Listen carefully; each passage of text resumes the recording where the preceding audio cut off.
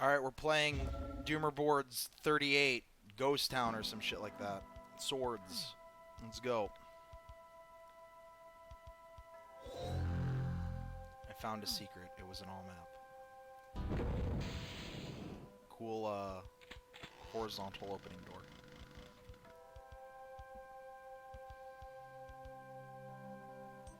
That's some, Congo right there. Wait, what? Oh, that's weird. Okay.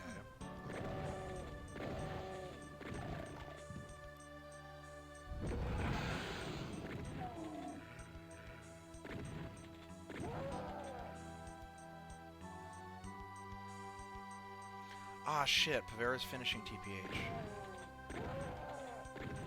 Do I want to watch that or play this? I'll just watch the VOD of that someday. That's interesting. Hola, Tarnsman. Hello, Matthew. How are you? Eh. Eh. Eh. Yeah, hey, dude. I'm here like temporarily, and then I'll be gone, and then I'll be back, and then I'll be gone, and then I'll be back, and then I'll be gone, and then I'll be back. I see the oven is a very complicated process. Really, but like, Machinery. What's going know. on? oh, I'm just like need to turn the oven on Oh. and like get out a pizza and put stuff on it. It's not going to take very long though. And I've got to put it in the oven. Oh and then no. I've got to take it out. Cooking. And then I've got to put it back in. Yeah, I know, right? It's so hard and difficult. Very Barely much so. cooking and just putting it in the oven. Fucking beautiful conveniences. I guess it is technically cooking, but you know. I feel like the weird thing about pizza is that pretty much every single ingredient is already edible except the dough. Arguable. Arguably, you could just eat the dough. Eat the fucking wheat. Eat the wheat, eat and drink the water. What do you want? I guess all I you like really that are, idea. all you're really doing is melting the cheese and making sure the dough doesn't kill you. No, you know what's actually really interesting for me with pizza? I'm a cheese pizza guy. But what's weird is everything that people put on pizzas, I like as food. I just don't like them on pizza. But you know what? I think it would make an interesting top 5 would be top 5 pizza toppings. Pizza's like, ooh. But I couldn't do that because my top 5 pizza toppings are cheese. Well, then we'll just let Matt do it. Boring. I do have a top 5 for tonight, though, by the way. Oh, nice. Oh, Oh yeah. shit, nice. It has to I remember- do with what I was playing recently. Ooh, okay. Well, I'm gonna fucking go and put the oven on for real now. Okay. Alright. Preheat that bitch. Top Garf, yeah. No, I don't know. This just and it's some of it doesn't make sense. Like ground beef on pizza. Like I love baked ziti and I love lasagna, but Yeah, I don't ground do. beef is like a weird one. I don't do it on. It's there's just something about when you put toppings on pizza, the greasiness of it bothers me, and so like I don't Oh, like. Yeah. It really depends on like your because like fucking the worst part about pepperoni pizza is the fact that it's like all of like the as the pepperoni shrinks as you cook the pizza, all of the oil just like leaks out everywhere on top of the pizza, which I guess is okay if like mozzarella didn't kind of do the same thing. Or like whatever other cheese you mix with the mozzarella before you put it on the pizza also Yeah. didn't do it with the same thing. Because like I usually, what was it? If I ever make like homemade pizza, I mix Parmigiano with the mozzarella to top that pizza. And it, cause like mozzarella by itself is pretty bland. I need a fatty salt on top of that in order to make a better pizza. Like just for like as is with like just dough, red sauce, and cheese, plus oregano. And Man, all of anything you else like put on jumped there, in here yeah. so quick today. By the way. We did because we were already on like the bridge burner and Yeah, our yeah, we lane. were all in call, and we just saw, oh yeah, Tarn stream is a thing, so we'll go hop over to Tarn stream. So As soon as you said Weekend Doom, I'm just like, oh, I gotta let Max know. And AD while he's here in case he wants to join. Yeah, it was good timing because I'd pretty much just gotten back from dinner.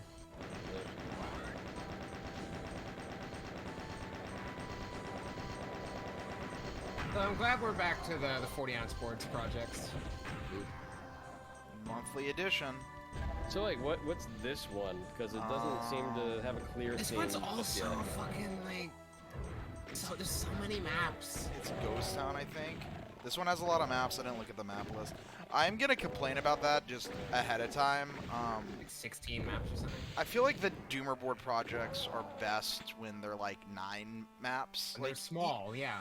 even Cyberpunk 1, like Cyberpunk 1 I felt was a pretty mixed bag. Like I love the theme. I didn't like that a lot of one the before this. the one before this, the underwater one was great. It was like 7 maps. All the maps were pretty consistently good. I liked it. Yeah, no, I'm talking about like the Cyberpunk one being the one before the one you're. Oh currently yeah, the playing. one before this, like the Cyberpunk one had some maps I really liked, and then it had some absolute duds. And there was a lot of things in that that fell into the category of like what Matt complains about with the unrealized ideas. There's a lot of that. Yeah. It feels like, oh, there's a strong idea here, but we're gonna add some water to it, just to thin it out a bit. No, it Kind was of what it feels like to me. it's not water. It's usually not watered down for me. It's like we took it out of the oven 4 hours too early. 4 hours too early. We were. It was like a really man. slow cooked dish, and we. You know, Like you're making those like spare ribs that you're like Yeah. cook at the lowest possible temperature in your oven, and they're all wrapped up in the foil and stuff. Yeah, exactly. They're about to fall off the bone, but then they're like, nah, we gotta take it out now because I'm hungry and it's raw. Yeah, and like you take 4 bites into it, and those 4 bites are really good, but then like it just what the hell is that teleport sound? It's a really weird teleport sound. You know, things like the Peter and the Wolf sound bit that like randomly played as your theme music, but it was super all over the place, so it never felt like that, and we just were constantly questioning why it was in the WAD. Things like that. And that I feel like gets more prevalent the longer the Doomer boards, like a Doomer board project seems to have more of that the longer the length of the map set. Yeah. Like, I mean, yeah, that is kind of my long-standing critique of we're gonna bang this out in a month type of deal. We're gonna Because, like, bang this out in a month and then do that for 3 years straight. Which Yeah. I That appreciate. constant sort of grind. I mean, like I appreciate the what is it, like the raw creative energy. There's a lot of ideas. Yeah, but like the thing is, like it's kind of like if you just fill up Steam or whatever with like game jam games. Like they're gonna be like, oh, this seems like a cool concept, but it's never like either taken through or distilled down to what like the best possible. I don't. To idea me, would be. no. To me, what they come across as, and this is part of their charm for me, is they're like, you know, like a low-budget cereal almost. Not Yeah. like the food you're eating, but like serial movies and stuff like that. Like television. Yeah. Like To where, you know, there's a charming quality to it, and I feel like if it wasn't so consistently like every month we're just gonna, you know, fuck it, we're doing this now, and fuck it, we're doing that now. Like, I feel like the process helps these things a lot because they're so focused on, you know, we're just gonna get a thing out and we're gonna make it quickly. But that goes away when it's so robust that you don't have that little, you know, quick, almost like I put on a 30-minute episode of, you know, the X-Files or one of those kind of cheesy shows. If there's a strong enough like theme or idea with the work, and it's like it's being directed by somebody who, you know, knows how to like, you know, make the idea work, then it seems to be a good project. Like I still think about that, like, what is it, that artsy French film one? That artsy French Oh, film was that 26? I think. It was like it was like in the 20s, I think. I forgot the name of it, but it was like one of those like old like it was like washed out colors and everything. Yeah, no, that was and, a really fun one. I like that one a lot. yeah, like whenever the theming which is one that really was. strong, and like it still like Oh, I need to make carries this itself jump, I well think. throughout like the entire work. No, I It's don't. I already did this jump. it's good, but then like if it's like it really depends on like kind of like who is heading each project, and yeah, it gets very hit or miss. But the problem is like if as soon as you increase the volume of what is made, then it's kind of going to be like either you're gonna miss something good or it's not. Like ones will stand out far more than others, but like that's not bad. I don't know. What's the topic? Yeah, what's the theme of this week's? I think it was Ghost this Town or month. something like that. That just seems like a little too abstract for a As in, like, the map? That was my initial thought. No, that would Alright, be that would be phenomenal. Actually, I think it's just like a ghost town. Yeah, it was 26. That was that artsy French film. The one. artsy French film one still stands out. Like that one really stood out to me, I especially think the it's based music. on in what is that. this? I think it's based on the French movie La Cité des Enfants Perdus. I was not that big of a fan of that level, to be honest. I like this intermission pick. I was not a big fan of that level. It felt very underdeveloped. I think pretty visually. The layout, I mean, it was open, but I don't know. There's something about that layout. Like I just didn't like moving through it.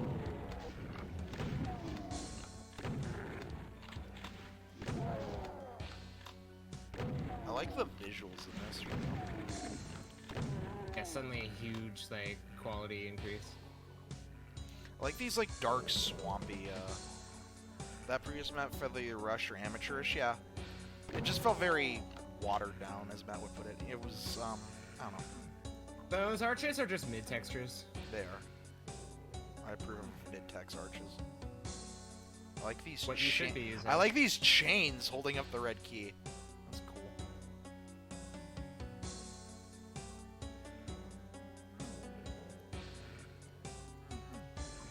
Is that a lift? That's a lift.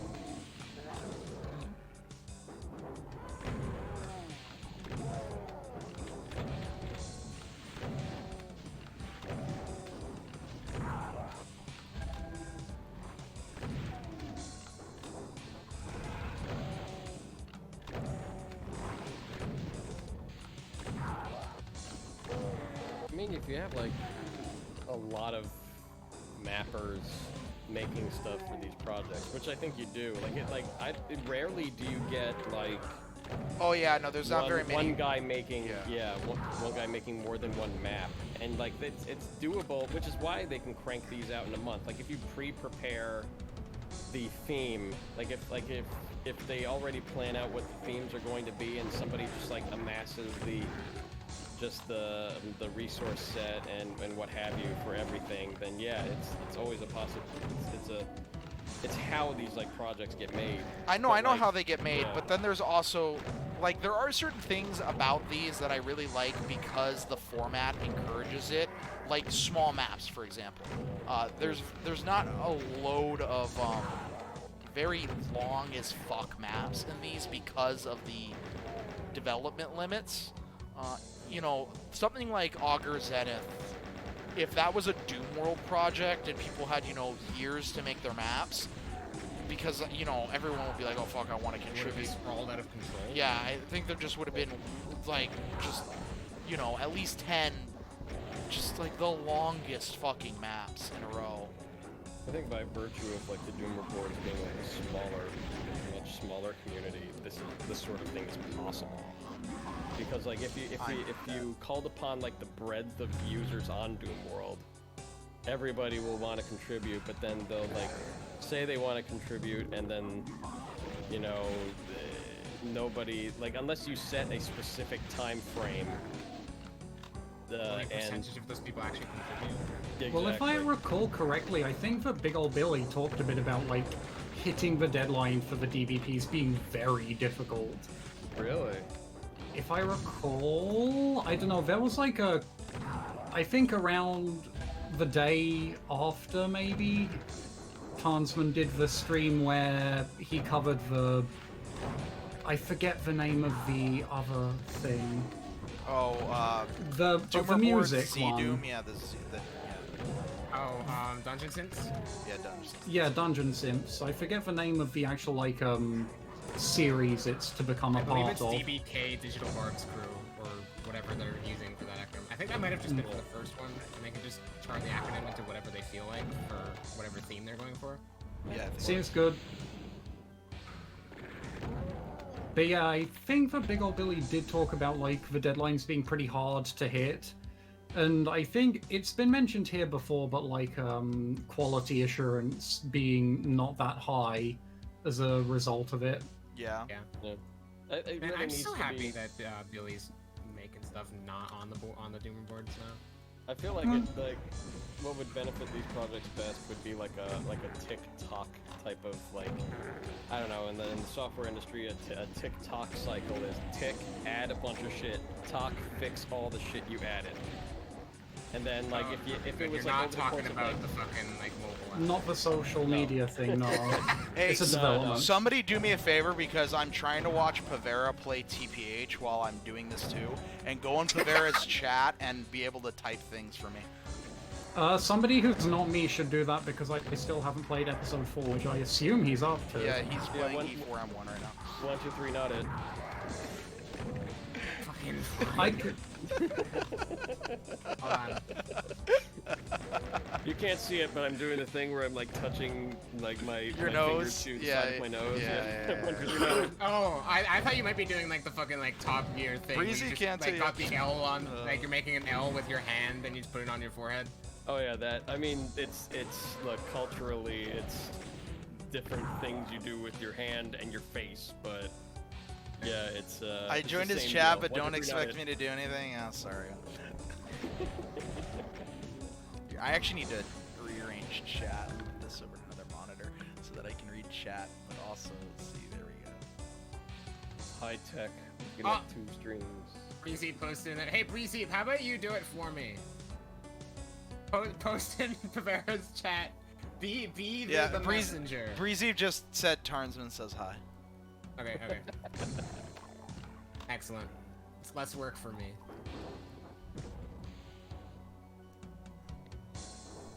Oh, Pavera got the blue key already. Okay. I haven't Actually- played through the last episode of TPH yet. Everybody quits when they get to the drillers. I was No, gonna I say, didn't even I get was to about to that. say, I hadn't even get to see the drillers. Yeah. Yeah, the drillers are E4 exclusive. Pavera hasn't found them yet. Uh-oh. Where is red key in this? There's a red key switch somewhere. I gotta go find it. Let's grab that armor. I'm pretty sure Max has played some TP, just hasn't played E4. Yeah, I played a bunch, and then I, like, died, and I haven't touched Doom in 2 months. Is the latest version of Eternity ready for just like, you know, like a proper stable release, or I don't know. I don't know, Torn.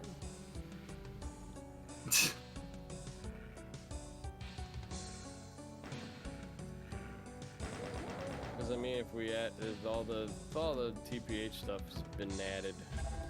Well, all the at least TPH stuff is in there. It's mean- not in a stable release, it's in, you know, the dev build. Oh, okay, yeah. It hasn't exploded, has it? That's stable enough for me. It hasn't exploded yet. There's some, like, weird things. There are a few weird things that I still need to sort out, yeah.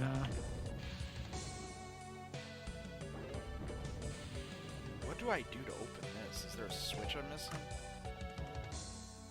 Oh, here it is. That's cool. Interesting little pictures. You know, I love these things in the focus, and I think they should be used more often. I might make a fight based around, like, Weird, those weird windows. I might make a like, Fate base kind of around that where like projectiles are streaming out of them and like they're what gives you a reprieve. Oh god. That could be interesting.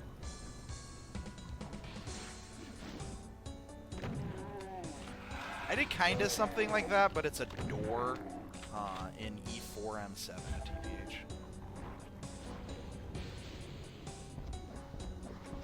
And the door blocks archviles.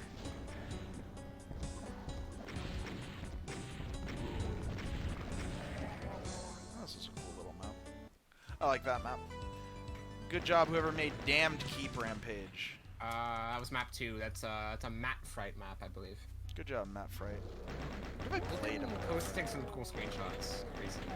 Aren't they the person who always They're posts doing- the DBP stuff? Or no, that's Catfo. No, that's Catfo, yeah. Oh my god. So I did check the author list for this project, and there's 17 maps, and I counted 14 unique names. The only Wow. repeat name is 40, yes, of course. Yeah, there's a fair bit of variety here.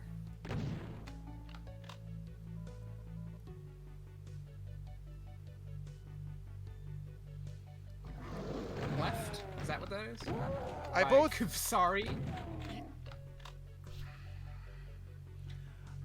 One of the things that is nice about the DBP people getting more people involved is that these projects become more of just a broad Doom project.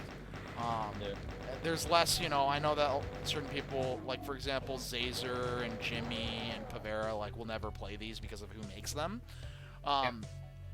Which I think is a shame because there's some, you know, good content you're missing out on. But I get it at the same time. But as more people just make these to make Doom maps, you know, to me, I would much rather people who, you know, to the Doom community are considered quote-unquote toxic, you know, the people who are banned from Doom World and stuff, channel that energy into making content rather than just, you know, posting horrible shit on the internet. Yeah. I mean, way back when, that kind of, maybe I'm just like using I'm going through like the myopia of looking into the past, but I always felt like it wasn't always that way. Like people like did not give a shit about like personal politics. They just made shit. And but I think like, you know what really changed over time was as like technology got better and like the engines could allow for like more stuff, people start like throwing in like narratives or I don't know. Was it a culture? I guess my question is it more of a culture shift, like an internet culture shift, or is it more of a we are able to add more to our Doom stuff over time? Oh no, it's semi a culture shift. It's more that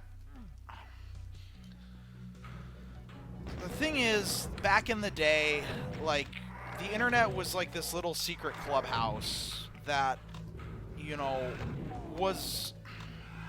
It's like there are things you can do around your friends that you can't do in like public, and like there are things that I will tolerate a friend saying in jest and like joking because I know they're joking and we're like doing it in private, where like some random person saying it to me, I'll be like, what the fuck, dude, like that's really fucked up. Yeah, and then like the internet's full of more like, you know, strangers, I feel like. Well, no, it's, let me get through my whole point because it's right, sorry. It's a multi-level thing. It's a 3-point thing actually. So the first point is that the internet used to be a lot more like seclusive, and there was like this whole weird, you know, everybody had their in-group humor that made no sense to anybody but themselves and all that. And the internet was mostly, you know, because of the cost of technology and stuff, the internet was pretty demographically, you know, one type of people. It was overwhelmingly young men, usually from upper to middle class backgrounds. You know, they all have like a shared life, basically, kind of, on the internet. The people that could afford the internet access. And the people that could afford, one, could afford the internet access, and then two, were the type of personalities that, you know, would spend all day on the computer instead of going outside like a fucking human being. Rant. Anyways, so that's kind of changed nowadays, though, where everyone uses the internet. So that's one thing, is there's a shift where it's easier to ignore personal politics back in the day, because more or less everybody was the same. Okay? Same-ish, yeah. Yeah. So that's part number one. Part number two is that most people, again, were young, and as people have grown up, you know, as you grow up, people change. You know, 20-year-old me is not the same as 30-year-old me, who's not the same as 35-year-old me, etc., you know, who wasn't the same, you know, even from 16 to 18, drastically different person. So people change and their tastes change and all that, yada yada. That's point number two. And then point number three is that people tend to get very, like, defensive about certain things in a way that cultivates the kind of in-group, out-group, weird bubble hatred shit that happens a lot now on the internet, where, like, a lot of people... It's large enough to fragment, I feel. It's large enough to fragment, but also, like, there's a lot of things on the internet where, you know, it's the... We just had somebody, you know, the Kaika thread, where complaining about wokeness is now like a brand, where, you know, people are complaining about things just because it exists, and it's like, I see you complaining about something which makes me upset because you're complaining about it, so now I hate you, and we're just gonna constantly complain about each other in a fucking circle forever, and it just, like, builds and builds to the point where, like, oh, you know, it's all the liberals who are all cucked, and they don't like fun, and so now they hate us, and and it's just this, like, cyclical thing where everybody's paranoid, and it's the discussions that I've blown up on you guys about, where it's like, oh no, this person might be a chud, watch out, like, shit like that, where it's just this circle of just people flipping out about other people's opinions because they see their opinions as something that, like, stifles their enjoyment of whatever exists. I mean... Yeah. It's like kind of like the different level to, like, insecurity itself. Like, it's like there's a fuck, what was I thinking? It's like, oh, I didn't get to see Pavera there's have drillers. Oh well, I missed that. But there's, like, it seems like there is definitely, like, a weird pastime happening right now. Like, well, I mean, like, in the literal way, where, like, what people use to pass the time. And that is, like, the more boring your life is, the more thrilling you have to make it in like, trying to make, you know, stupid internet fights happen. And since, like a lot of political stuff is being very polarized, especially nowadays, yeah, now that, like, you know, 24-hour news is it's a 24-hour thing news and everything. It's like, it turns into, like, that becomes the flavor. That becomes the flavor of it. It turns into that political flavor. You're right, Roadworks, but the internet has, like, a very specific, it's very specific on the internet, because the internet, like, there's a draw of a lot of societally isolated people on the internet. Like, a lot of niche communities are, you know, the internet gives a voice to a lot of people who, you know, that's their outlet, whether they be from marginalized groups of people, which is why you seem to suddenly have, like, a whole bunch of LBGT people in smaller communities, because, like, that's a safe haven for them and they can be more, you know, outspoken about who they are, or, you know, socially marginalized people, stuff like that. You have people on the internet who are, like, extra susceptible to polarization because, like, this is their community, and so that's why people get so super defensive about it. And for a lot of people who grew up in the early age of the internet, there was a lot more tolerance of, I don't know, just shit baggery and that kind of stuff, to where I don't know, it's the resistance to change. It's the same thing with like an old guy complaining that you can't say Oriental or whatever. In terms of a person. Yeah, in terms of like it's so, like a lot of it has nothing to even do Oriental with rug like is fine. Oriental rug is fine. The region is Describe still objects. yeah. But yeah, it's one of those things where you just have this like resistance to change that couples with all these other factors, and then that's where the personal politics come into play. Speaking of Ghost Town, this already looks like Ghost Town and In the Sky. Like it has like that Plutonia texturing of Ghost Town. Yeah, it has a it's huge not for, more extreme, more fervent, but also because like people can, thanks to the internet, like isolate themselves. You can find more people who 100% agree with you and kind of create insular communities around that. It's the parrot ass effect. Yeah. If anyone's ever heard that from Rich Kayaka, who is now an abusive guy, but also I love this like brown or tan stone green texture. I don't know how I feel about that pegging right there, but I think you're better off just calling him Lotax. That's what most people know him as.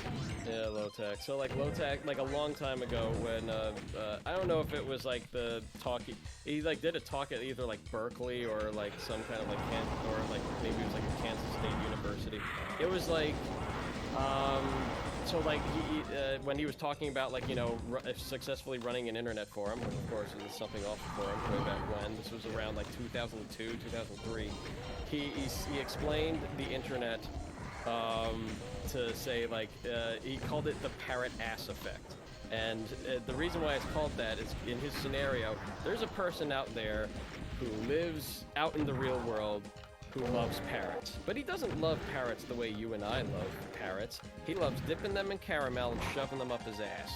yeah. And come back to and then in the real world, people would be like, you are a crazy person. You're a fucking awful human being, taking these parrots and dipping them in caramel and shoving them up your own ass. That's animal abuse. That's horrible. But you go to the internet and you will eventually find somebody else that likes doing the same thing, and now all of your bullshit is validated by finding that other person. Yes. And then now you are going to start a forum about shoving parrots up your ass. And then things happen later where it evolves into, why just parrots? Why not cockatoos? Why not other birds? Why not other sauces? So, the Japanese hell happens. made a show about this. It's called Ghost in the Shell Standalone Complex. Oh yeah. Anyways, so that's more like a broader thing. What I'm specifically talking about is like the internet edgelord types, and how as the internet's evolved, it's gone from, as Matt said, people who would just make content to now like, we have the Doom segregation, and we have, all these communities where people would just normally just make shit, and it would be more of a like everybody is one community. They've now fragmented, and it always seems to be like the edgier segments of that community. That's a little bit different than, this is how QAnon started. Yeah. But yeah, so that's why people don't just make stuff. But hopefully people make more stuff, because people making content's good. I like people making content. Make content, and then if you have to make a point with it, just kind of infuse your work with it. Don't so much hit me in the face with exposition, because I'm just like, well, yeah, but again, that's not why most of the people who are banned from Doomworld and contribute to these projects are banned from Doomworld. That's impy. Most people are banned for shitty posting in the political thread. Honestly, Impy probably would not have been banned if he just if people were when people were like, what the fuck is wrong with you? You just you shoehorned in this COVID nonsense into your otherwise mediocre yet okay type of work you did. Hold on, then, I was good. I like that. Yeah, but then he turned into a dickhead about started attacking. He didn't just say, meh, well, whatever, if that's what you take away from it, whatever. He could have just been civil about that, has most people that make shit would do, but like instead he was just like, "Oh, this is why I hate everybody." I don't know And, about like, that. See, here's where I call bullshit at the whole people get banned for tone thing. I don't think that would have flown. Because people would still be complaining about it, and it still would be quote unquote an issue and stuff like that. It's just like if Torm's response to Blade of Agony was like, "No, fuck off." Like, I don't think that would have flown. I mean, that would have been my response, but I would have expected like. I mean, at the same time, you also wouldn't make Blade I of wouldn't Agony. do it. Yeah, well, I would make something that's actually playable and runs at higher than 2 frames per second. Ooh. And yeah, and you wouldn't leave the community beforehand, so the project could exist. Like, that's one thing. Like, people are banned from Doom World for having the wrong political opinion. Okay? It may be how they express that opinion, but ultimately, at the end of the day, it's for that opinion. Like, let's not bullshit that. Like, that pisses me off more than anything. That's why you're banning them. At least nut up and say it. Not up and say it. Because people, if they have the right opinion, can get away with fucking dickish behavior. Du acts like a dick, I act like a dick. Like, you can do, like, come on, let's be honest. And I don't even, I don't know. I'd say I'm very left-leaning, but I don't voice my Filthy opinion commie. unless it's. I would only voice my opinion in the areas in which those opinions are talkable about. Like I just confine them to like the politics channel and like the Discord server. I don't express anything like truly publicly at all. By public, I mean any place where you can actively internet search. As it should. Because like at the end of the day, I want people to download, play, or buy stuff I make. And I'm a capitalist at heart, so As you should be. I'm a filthy capitalist pig at heart, living in America. We live in a society. We do We live, live in a society. You know and what's you fucked have up? money that I want. Matt, I want to play Extra already. Play extra, yeah. Play What's Doom really fucked up Bring about it, that buy it. meme is that, like, a lot of things are really explainable by the fact that we do live in a society. Like, We live in a society. no, straight up, whatever your political beliefs are, do me a favor. Go backpacking. And then when you get in the woods, take off all your clothes, leave all your belongings, and walk into the woods for 30 minutes. And then stop. And look around. That is what you, as a human being, whether you're right, left, centrist, whatever, that is what all of us, me, you, everyone, deserves in life. Which is actually fucking nothing. It's whatever's around you.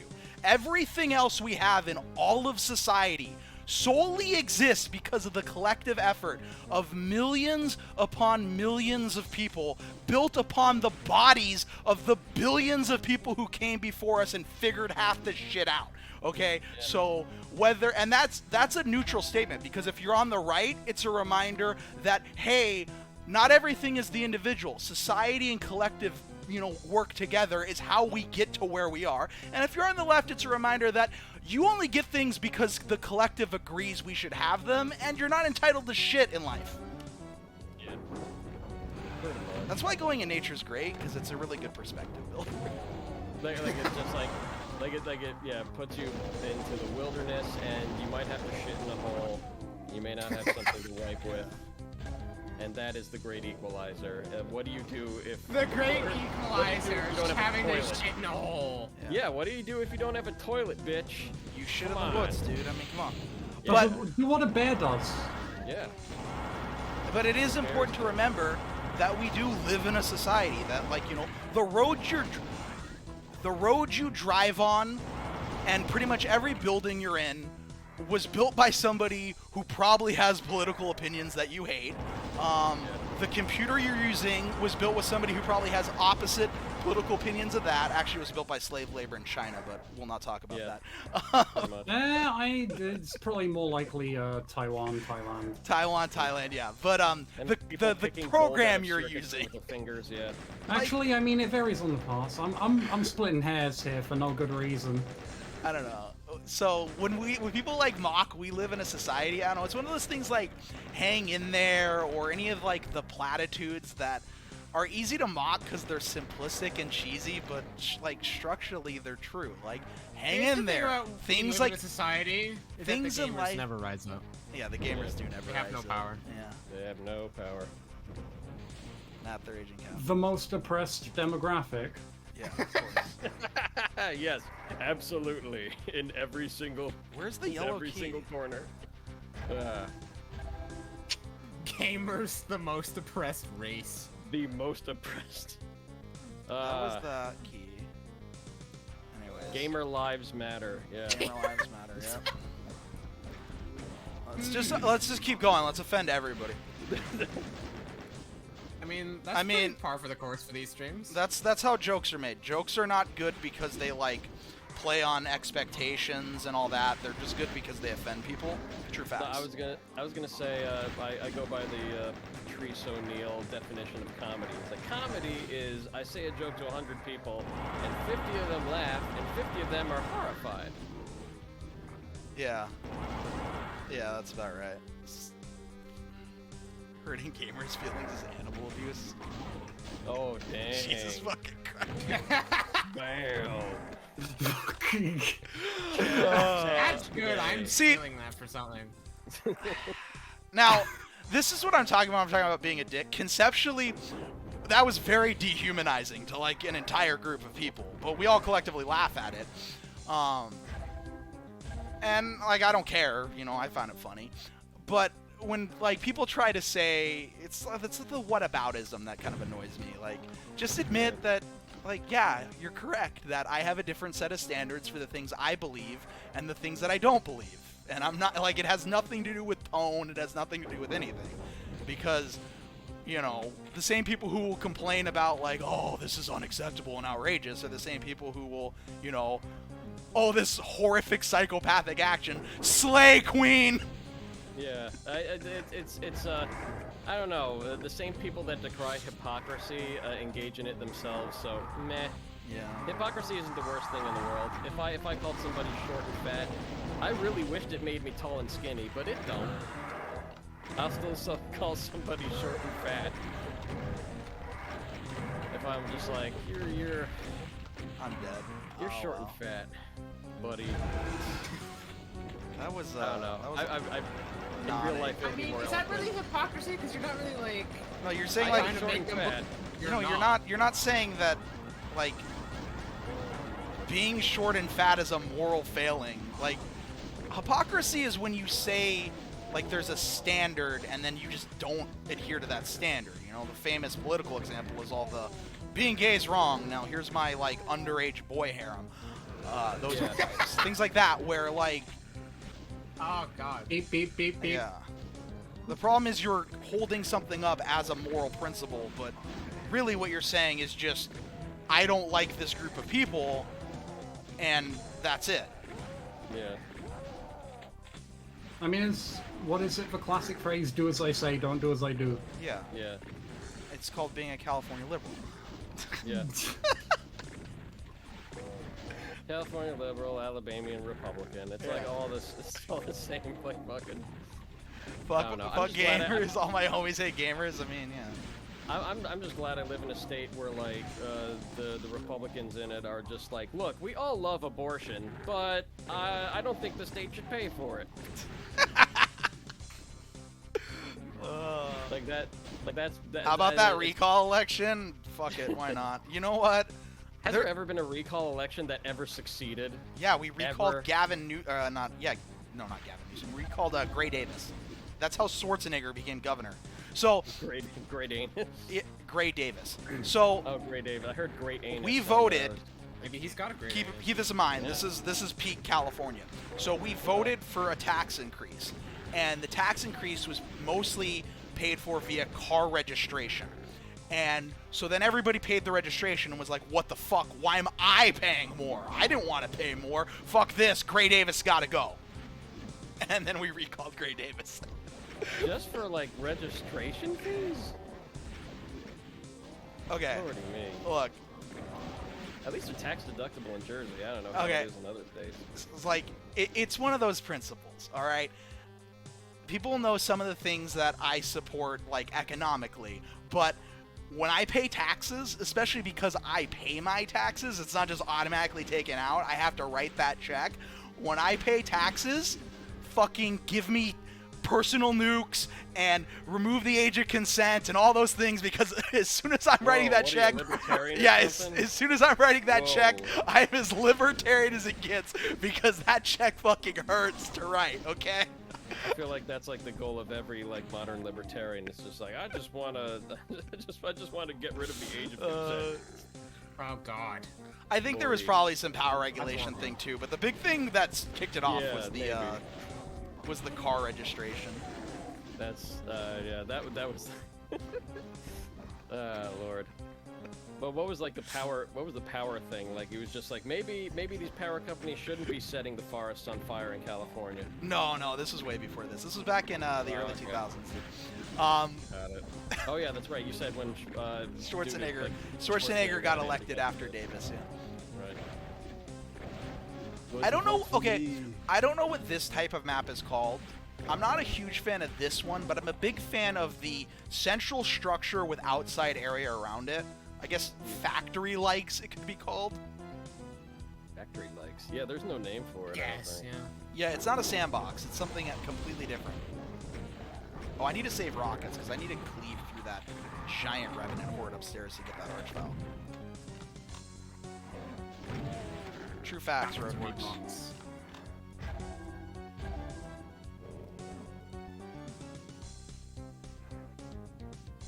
I remember seeing like some kind of like internet parody thing over like these are the what all the candidates at the Libertarian National Convention were saying, and a lot of them was just like, I'm just gonna blow up all the bees. And Why would like, hold on? just like Stop. that. Why would you even need a parody when you have that amazing clip where Larry Elder asked them if like driver's licenses should be a thing, and the guy's like, "What's next? A license to make bread in your own toaster?" Yeah, I mean, like, you know what it was? Because, like, I think there was, like, a parody around the time where, like people were discovering how wackadoo the actual libertarian conventions are. And, like, I think I, like, read a bunch of things, and, like, these people are, like, I would believe people have these opinions until I realized, oh, wait, this is a parody.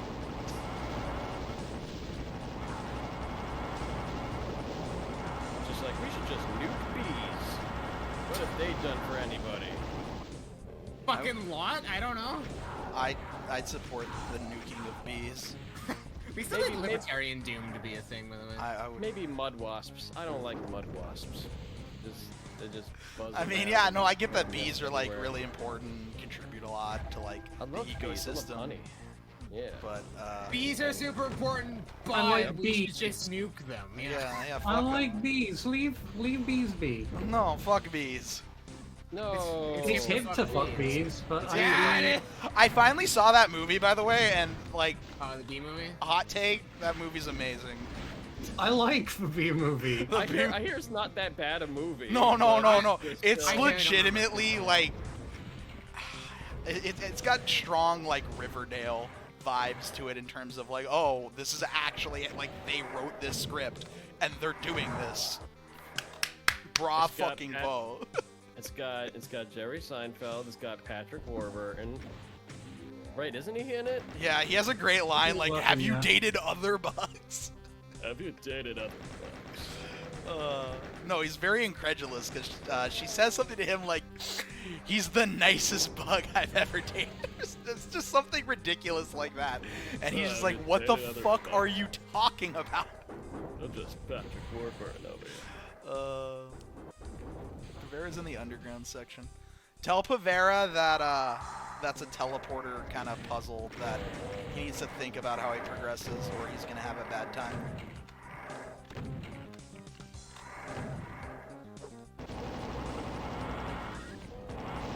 I get house centipedes. That's very normal. Yeah, but you know, like the giant ones that like look like they're super hairy because like their legs are really long. Yeah, that's pretty normal for Yes. America, as far as I know. Aren't house centipedes supposed to be like pretty useful? Yes, they they are. kill other bugs. Centipedes the and thing spiders is- are our friends. Yeah, but like the thing is, if you have house centipedes, that means there's a reason why they're there. It's a very advantageous place for them to be because they're just like, ooh, eat all the bugs. Now lay a bunch of eggs. Now more house centipedes. But like, I mean, they don't really prefer to be in houses. They just end up being there because that's where a bunch of bugs are, and it's dry and it's safe. So Contrast with house spiders, who do need to be in houses, as far as I know. So like, I mean, yeah, as soon as I come face to face with old Scutagera Coleoptrata. I like That's, this mixture of the stucco texture and the brick. That's actually That's a good really look. Yeah, that's really good. I like that a lot. Do you want me to list off who made these maps, or they like, say when the map shows up? Oh yeah, who made this map? This is an A2 raw map. Oh, of course it's good. Dude, I love that A2 Rob contributes to everything. Yeah, like practically everything. He was in fucking 4chan's last thing. Yeah. Oh, so speaking of internet Edwards, there's a great example. So there's a whole shitstorm over that, and to the point where like people in the chat are like defending why they did it. But it's like a great example where like the slur and like the political aspect of it aren't even being discussed. It's just more or less like Group A says, hey, this bothers me, and Group B is like, it shouldn't bother you, suck it. And like that's the entire discussion. Like it has nothing to do with politics, it has nothing to do with like your opinions on like a group of people or anything. It's literally just you're offended and you being offended bothers me, and now we're just gonna like treat each other like shit because of that. It feels weird, like it's like kind of like a squeaky wheel competition. Like if whichever wheel squeaks the loudest is going to get the oil, and they just love squeaking. Everybody just loves to squeak. It's time to get the squeaking. Time to get to squeaking. I Into need engine some oil, squeaking. baby. Yeah. Where's my oil? I need. If I squeak loud enough, it will get me some oil. Oh. Life's complicated, okay? Who can curdle exactly? I mean, that's just how it goes, You don't always get what you want. We live in a society, yada yada yada. But all of that is unfortunate, and it's good when instead of having these divides, we just have people make content. And that's the thing that I appreciate about more people like Valkyrie Force and all these other people just saying, you know what, fuck it, I'm going to make a map for this, because it removes... It doesn't remove it, because there's people who are still going to have a problem with it, but it more separates the political aspect of it to where we can just enjoy Doom. Like the weird thing is like, you can only get so, like, you know how, like, it's not like how it is in, like, say, like, the indie video game scene where it's like, your sky's the limit in terms of your, like, creative output or the ability to put things and stuff that may be, a point you're trying to make or what have you. But, like, Doom still is, like, limited enough where it's like, oh, a lot of your expression is in making something fun, but then, like, now, yeah, things are, like, at the point where you can do whatever, and, like, tools are better than they have been, so, like, there's going to be that, like, that new breadth of creativity that comes from Doom-related technologies. No, I mean, you can make anything political. You could, if somebody posts a WAD and they're like, I made this WAD specifically to let every Jew know that I hate them. Like, okay. It was made by Tarnsman. Yes. Yeah. Nice. The most Jewish person on planet. I mean, weren't you guys just talking about this earlier? No, we were talking about teaming up to make Jewtonia. Yeah. Okay. So what's that happening then? Mordechai and Matisyahu Kasali? Yes! Hava Nagila. Anyways, that's different. Everybody involved. That's different, but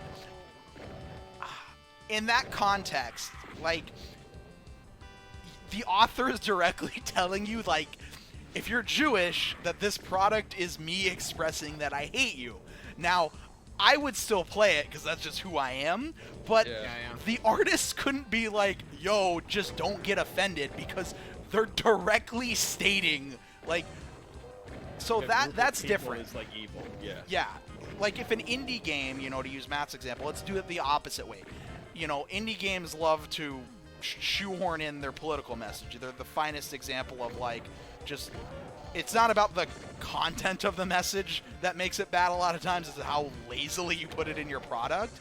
Yeah, it's like how lazily you kind of like shoehorn it into like exposition or whatever. Yeah. Like clearly, like the gameplay and the writing were two totally separate people, and none of them talk to each other. Yes. So, in that case, like, to flip the script, when, you know, people on the left who make these games complain, like, oh, people are complaining about this, and you, like, crying about it, like, yeah, that's, like, you purposely are making a political statement.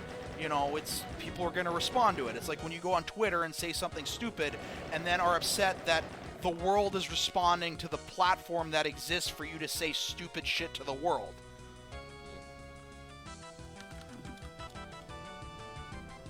So in that case, something like, say, Dynamite Duchess. Impy can't complain about people complaining about the politics because, like, it's a critical component of the thing. Like, your entire story is directly about it. Like, deal with it.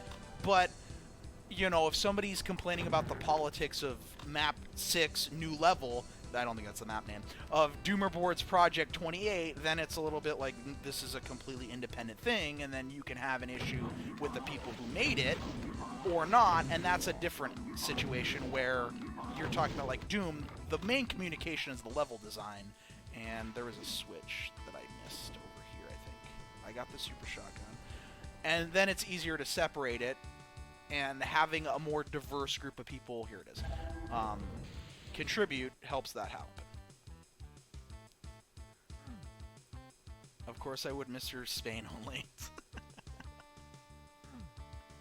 Ole. I'm actually happy that the Spanish community had a pretty positive reaction to that. Did they actually? Yeah, did you it read the seemed thread? The Spanish Doomers loved it. Oh, nice. I didn't even see that. Yeah. Thank you, trustworthy software. Shishini, trustworthy software.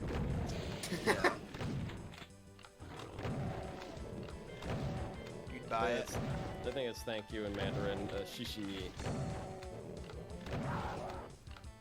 Generally, Latinos and Spaniards think that sort of stuff is hilarious. Yeah, no, and that's fine. Like, again, it's kind of like... Did you know that was like one of the reasons why, what was it, that game by From Software, Metal Wolf Chaos, never made it over to the States? Oh, because they thought we would have a problem with it? Yeah, they thought, like... Yeah, but then all the that Americans was a love cultural it? divide. Yeah, it was like a gigantic cultural divide. Like, because, like Japan was like... I guess, like, whoever From Software's publisher was at the time, or what have you, like, because they were just like, yeah, this parody is a whole lot of, like, you know, like, campy American stuff, but, like, in a way that, like, they thought, like, was, like, made fun of America a little too much, and then... Look up who published it. And then, and it was like one of the few Xbox games that were made by a Japanese company, like From Software, and way back when. This was before the Miyazaki era, but this is yeah. So they made that game, and it was very much like a America, fuck yeah type of game. But like they thought like I love that song. Like they were. Yeah, and that movie. Song. That movie's fucking amazing. It's a fucking incredible movie. But like the thing is, so like the cultural divide was they're like, oh, maybe they're gonna think we're making fun of them rather than like poking fun of them in parody, because like Japan kind of has like that like weird shame a little bit about like the country pride and all that shit. No, then, sorry, like, let me fix you there, Matt. Japan is very nationalist, is what you mean to say. Okay, yeah, that's a fair point. A less nice way to say it. But also, like, the, Yeah, so they'll just be like, oh my god, America will fucking hate this if we like translated it, even though I think it was originally. No, was it originally in English? No, it wasn't. It was I in Japanese. believe it I was. think it was. In In real like- had English audio. yeah. So then but like the thing is, what they didn't understand was that Americans know that everything about America is still kind of like bullshit. Like our national pride is still kind of like itself a parody and like super bullshit. So like anytime like there's like self-aggrandizement about like how great America is, we love that shit even if it's not true. So like it was because of a cultural misunderstanding why that game never made it to the States. To And be fair, then- hold That on. game To did be make it to the fair, States a there's couple years plenty of ago. people Like who Overwatch. get like super uppity about that stuff. And what Yeah, year but they was don't that? play Hold on. video I know, games. but what year was that made? That was That made in was like Chaos early 2004. yeah 2004 Okay, 2005 like Xbox era. Again, let me Xbox 360 some era. context. Remember, that was so- recently. You got to remember that what's their face? The Dixie Chicks had just recently gotten, OG and Hot canceled. Water, yeah. They got OG canceled for Yeah. for criticizing Bush. Like, Yeah. in that era, there's some understanding of why that's a thing. And you have to remember that just when something becomes a cult classic. Hold on, I actually have to pay attention to fight the search bar. Oh, there's two. Cool. I love The AIDS thing here. is, like, it's not really a criticism of America in any way. It's just really fucking stupid. It is. like- It is. You're the Like, president of the America USA in a exaggerated mech. bullshit. I know. But you got to remember that media outlets and developers and just anything that involves media production takes like crazy steps of like, oh no, this might be a thing. Like, there's a reason why corporations don't have principles. They have like threat analysis and marketing strategy. That's why Google Huh. has gay month flag or gay pride flags during June in America, but then Google Saudi Arabia doesn't dare with that shit because they don't have a principle. They just know this will make me money here and this will fucking piss off my consumers here. Let's not even dare to go with this. I was gonna Anyway, say it's like worth Google- mentioning that 2004, the year of Team America. Yeah, that's it. So there's precedent. I know, for, like, but again, you're talking about people who are purposefully that way. Like, yeah. most people are not. Hey, let's try and piss people off like the South Park guys are. true. Yeah, like that's very true. But I mean Like, like Metal Chaos should have just got to release fucking rules. I'm glad Yeah, it I mean, did get yeah, a release in the yeah, end. like I You think might like not see Devolver threw money at like properly releasing it on PC and stuff like that, and kudos to them for like throwing the money in that direction to make it happen. I think it was Devolver, right? That It's eventually, Devolver, yes. yeah, that eventually was just like, fuck it, this should be over here, and this would kill. Like, let's throw money at the QA for porting it to PC and everything. Yeah, I didn't. So yeah, the thanks to Devolver Digital, we have a pre-Miyazaki era From Software game about America, out there, and it's great. I always forget that they were the Armored Core guys. Yeah, they are. That's how Miyazaki got his start. Oh yeah, like he was like Yeah, a he started on senior what? developer on Was it Armored Core. Yeah, he made Armored Core, and then they're like, oh, hey, by the way, here's this like failing project. You can do whatever you want with it. And he's like, fuck it, weird, wacky shit, world tendency. You know what I like? Berserk. You know what I really, really like? Berserk. Anyways, speaking of Miyazaki and From Software, so I recently finally got to play through Demon Souls. Yeah. Decided to do that. Enjoyed the fuck out of. HD? Yeah, Or I the played, original? I played the HD one. I'm Okay. not gonna go find the original. Fuck that. I played the HD. I finally decided to go pick up a copy of that and play that. So, loved it. It was like playing Doom 1 after playing Plutonia. There's so much stuff in that game that's like, oh, like this is where that's from. Like just straight up. Yeah. Yeah, that makes sense. Bosses easy as fuck, but the level design is so goddamn good in that game. And like straight up after Bloodborne and Sekiro, I think I like it better than every of the proper Dark Souls games.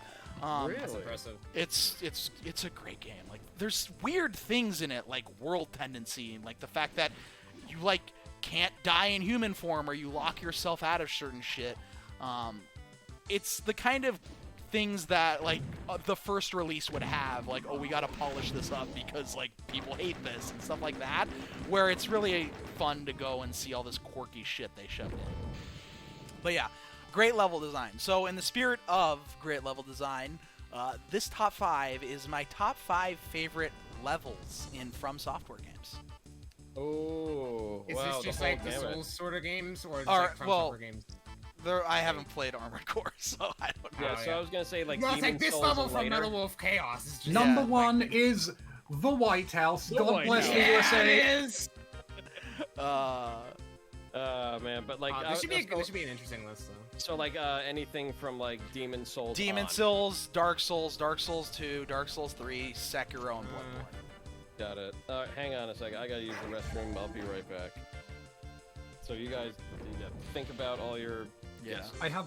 They're back.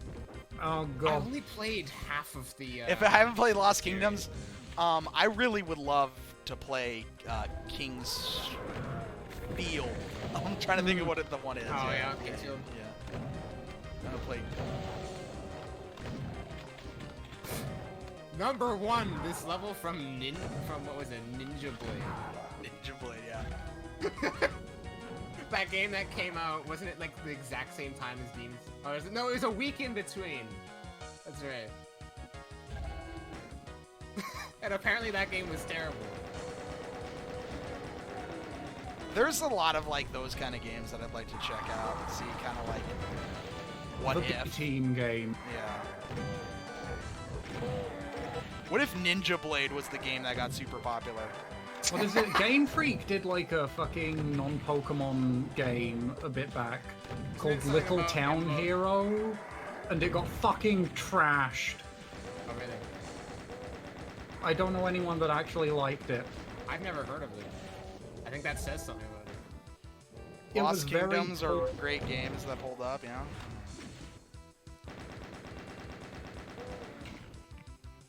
Then again, sometimes Game Freak do shit like is it them who did Drill Dozer? Drill Dozer. That sounds like I've heard of that. Which fucking Yeah, it's Game Freak. GBA game, late period GBA game, really good.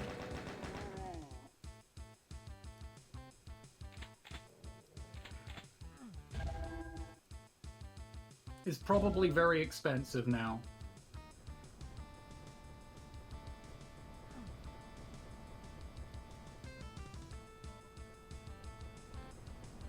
interesting. I need ammo. Oh, I got 5 shot. Oh, and I can grab this ammo here, and I can grab that ammo there, and I see that little secret there. I should grab that. What would that do for me? That rewards that. So top 5 levels in Souls game, basically like Souls sort of type game. Yeah, whatchamacallit, Soulsborne, I guess is the name for it. That's a much better name. Alright, I'm back. You're back? Alright. How Alright. do we include Sekiro in that? Soulsborne Row. That's, yeah, Soulsborne, Seki Soulborn, whatever. Born of Seki Souls. Yes. Okay. It's gonna be difficult because I've only played through like the Dark Souls games. And I I haven't even haven't- finished Dark Souls I 2 haven't- because I haven't played- stopped giving a shit. I played a tiny bit of Dark Souls and that's it. Oh well, I've played all of them. you have. Okay, so I guess Matt goes first. now I'm gonna make a suggestion that the Doom 2 in Spain only. No, okay. Farron Keep did not make the. Farron, yeah, no, fuck Farron, alright? Fuck that you! whole Fair fucking keeps thing. great! Okay, No, look, it's hold the on. Poison Swamp Hold on, levels. It's always I'm the a Poison Swamp levels. defender of the Poison Swamps. Okay. Yeah, they're great. Valley of Defilement, which I'll just give one away, and also not on the list, is better Fair yeah. and Keep. Also just a shithead of a level, but no. Poison Swamps are more of a thing that I find fun and endearing, but they are very fucking irritating. I'll go one step further. I honestly kind of love those. Call me crazy? I think they're great. Alright, well, let's see. What should I guess first? God damn, if it's all of those games. Ooh. Because like, so it's like, none of the maps have been guessed yet, of course. It's a completely blank slate top 5, so I have to like stab in the dark a little bit, because I'm not sure I'm not sure if there's like a pattern to all of your top 5 maps here that you would deem good maps. I think there is a pattern, but it's kind of a more broad pattern. We gotta throw some guesses out to find out what. Oh, you know what? How about this? Fucking Irithyll of the Boreal Valley from Dark Souls 3. That's a great poll, but it didn't make the list. Ooh, yeah. I actually have 6 through 10 as my honorable mentions afterwards, and Irithyll of the Boreal Valley is number 9. I mean, it's Bloodborne Dark Souls 3. Yeah, like, it just is. like the gothic texturing, but it's like it's cold and quiet, and it's like still has like a lot of like the cool scenery and stuff. And I don't know, I like the color blue a lot. There's a lot of like serene. It's a great thing. Feel that's still absolutely horrifying. Yeah, but like I know what my second guess is gonna be, but I'm sure everyone else is gonna have. All right, AD, your going turn. to guess it. Yes, I'll take a like really good one. Like I'm so limited here. I'm just gonna go with one I personally really like. Dark Souls 3 Undead Settlement. Ooh. Undead Settlement did not make the list. That's a good map, though. I like that map. It is pretty good. I want to say I wish that Dark Souls 3 started there in order to have like more of a non-linearity. With, like, That's definitely like with one of the more, if not the most open, sort of like explorative. Yeah. Target. We are going to the chat then. Nirvana985 has said Sense Fortress, surely. Ooh, yeah. Shit. Sen's Fortress. Great map. Oh no. Did not make the cut. Oh. Did it make the top 10? It did not make the top 10. Wow. Really? Hold on, Why? let me say this. This is one of the hardest things I've had to make because I didn't I realized it, but also you don't realize it. There's so many fucking great levels in There's a lot of really good I ones. know. Yeah, fuck. There's some shit in there, but there's a lot of them are really good. Yeah. But it's kind of like it is kind of like the prove yourself map, like that. Like everybody has to end up in at some point during the whole progression of Dark Souls 1, and Yes. that is like everybody goes through this point. Like it's the choke point in the beginning non-linearity. So it's like it's memorable, and it's it's fucking want to throw your controller across the room difficult and bullshit because of the fucking blades and the snake people and the fucking but like I don't know. So I guess memorability, maybe not a It is super memorable. Sen's Fortress is definitely because Dark Souls is the one that people have played the most, and Sen's Fortress is that level in Dark Souls. I agree. Yeah, it's very memorable. It's just not on my list. Okay, background to... Well, I can do a few. The Great Hollow from Dark Souls 1. The Great Hollow... It's a big hollow tree, that's sick. It's got the big mushroom dudes, the best things in Dark Souls. Julia map. Dark Hollow, good points. It's great as a secret. Interesting environment. The big mushroom guys are cool. I love them. And yeah, but it's short, and also the vertical gameplay can get kind of annoying. And I think it has 2 better areas flanking it, which takes it away. Yeah. It's a cool little like transitional piece. Okay, I will be back in a second. I need to wash my hands. All right, Matt. Oh, did Matt go already again? No, I did not go again. No. It's back to my turn, I think. Let me think. Okay, I do have 2 guesses. One I can defend, but another that I'm just gonna go with anyway, and I'm not going to Defend it? Okay, so I'm not gonna defend it because I'm hoping you have a better reason for why it may or may not be on your list. Okay, so so this is a map that is in 2 games, but I'm going to pick the version in Dark Souls 1, and I'm going to say Anor Londo. Okay, Anor Londo did not make my top 5. I have it at number 7. It's an honorable mention. I love Anor Londo. Anor Londo is amazing. It's Got the probably painting branch off. yeah. It's got there, the painting branch off. It's like when you first get there, it's such a stunning change in Dark Souls 1 from everything else.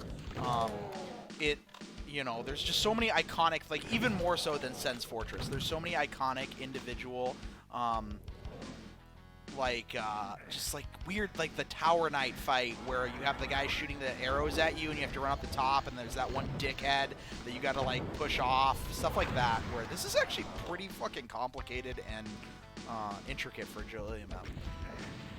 It's Oh yeah, like looks decent. Looks like a good one. It ends with one of the best boss fights in the series. Again, the palette is great there, the beautiful golds.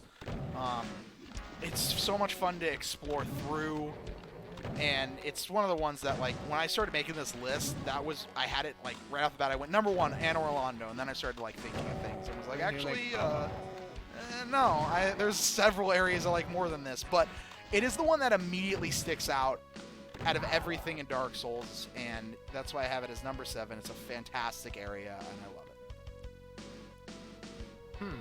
Alright, well, that was my guess. Who's next? AD. So, Well, we haven't gotten any yet, so we don't really have like an idea of the pattern. So. Yeah, we're just like stabbing in the dark so far. So just go with your favorites. Londo Ruins is a really cool area, I think. New Londo Ruins is a very cool area. It did not make the list. Hey, Pavera. This is gonna be really hard. I can close Pavera's show. Nirvana went for the one I was gonna go for actually, which is Painted World of Ariandel. Oh yeah. Painted World of Ariandel did not make the list. Okay, well, I get a mulligan. Okay. Painted World, I love Painted World. The Painted World of Ariandel that's Dark Souls 3. 3, it's DLC, I think. Yeah, it is. Because I remember a friend playing it. It's the snowy area, right? But there's also the Painted World in Dark Souls 1. That's Ariamis, right? Oh, yeah. Nirvana. Okay, Nirvana was talking about Arianis. Yeah, Ariamis. The one from Dark Souls 1. Okay, also not on the list. I love snow. Hold on. I love snow. And I love both those areas, but just again, there's so many great areas that they're memorable to me, but just no, like, sorry, like the ones I have of. You let slip you liked snow. Okay. I'm wondering if there's a snowy area. Sekiro? My brain is now kind of okay. like... So now we're also gonna break this down. I'm gonna let you know this. Of the 5 games in the From Software catalog for these 5 games, 2 of them are not represented in the top 5. Ooh. Okay. 2 of them are not represented. I'm just going to assume Dark Souls 2 is not on the list. That's an assumption you can make. I was gonna say, I don't know about that. I feel like Tarns goes to bat for 2. Assume that either Dark Souls 1 or 3 is also not on the list. Maybe. Possibly. Okay, No, it's not going to be the Okay, let me be like right off the bat. It's not going to be the gutter or some meme shit like that. Like, no. Okay, alright. The gutter. Tarns picks fucking Lost Idols with as his number Yeah. No, the gutter. Alright. I got a thing over here. Zero have been guessed correctly so far. Yeah, this is a hard one because there's too many good areas. Yeah, they've gotten 2 honorable mentions. Yeah, they got honorable mentions at number 7. We got Anne Orlando, and at number 9 we got Irithyll, the Boreal Valley. All right, I got a. You got one? I got a guess. Okay. Oh wait, but which one do I want to go with? I'm gonna say. Wait a minute, wait, I gotta find the name of it. Yep, take your time. Let's go into the fucking Effects for Life wikis here. Yeah. I will say though that between the honorable mentions and the top 5, every game is represented. Okay. Yeah. Okay, let me, I'm trying to find the name of what I'm going Fair and Swamp I remade from DS2 ISO because I think it has a good layout that'd work well in Doom, not because I love the level. The Slow Water, you know how I feel about slow things. It works better in Souls. It does, but I don't know. I think that's the worst area in Dark Souls 3. Let me see. Oh, Okay, I'm gonna say the Sunken Valley in Sekiro, That's a good area map, but it's not on the list. and it ends with a big ape you have to kill twice. I know. I love that Guardian Ape. Guardian Ape's great. It's all over the place. And it's like a lot of verticality, Yep. a lot of like Yep. go behind gun dudes or lady. Actually, they're ladies, I think, right? So like, or like their leaders are women. I don't remember, but like. You can't say it's a good map, but it's on the list. But that's a problem with these games, is that's like every fucking list. Or every I skewed towards snow for that one, and like Or it has every like a lot of 90% interesting of layouts. the areas in these games are. And you get to set a bunch of monkeys on fire. It's great. It's This It's just in, Matt fucking great. enjoys setting monkeys on fire. Man, enjoy setting monkey fire. Okay, so chat got another honorable mention. Fountainhead Palace is number 8. The colors, the fact, like the yeah, journey fuck. to it is great. You got the Yeah. whole first segment where you got to avoid the snake dudes that can fucking game's version of curse you, which is pretty fucking cool. Then you got the lightning dude you gotta avoid and eventually go kill so you can swim around. You got the golden carp, dude. Fountainhead Palace is fucking awesome. yeah. Damn, that's not on your list. Shit. Yeah, it's on my list. It's 8, but it's not in my top 5. And not on the main like Yeah, top 5 yeah. list. Yeah. Yeah, I don't give a fuck about your 10. I want your 5, baby.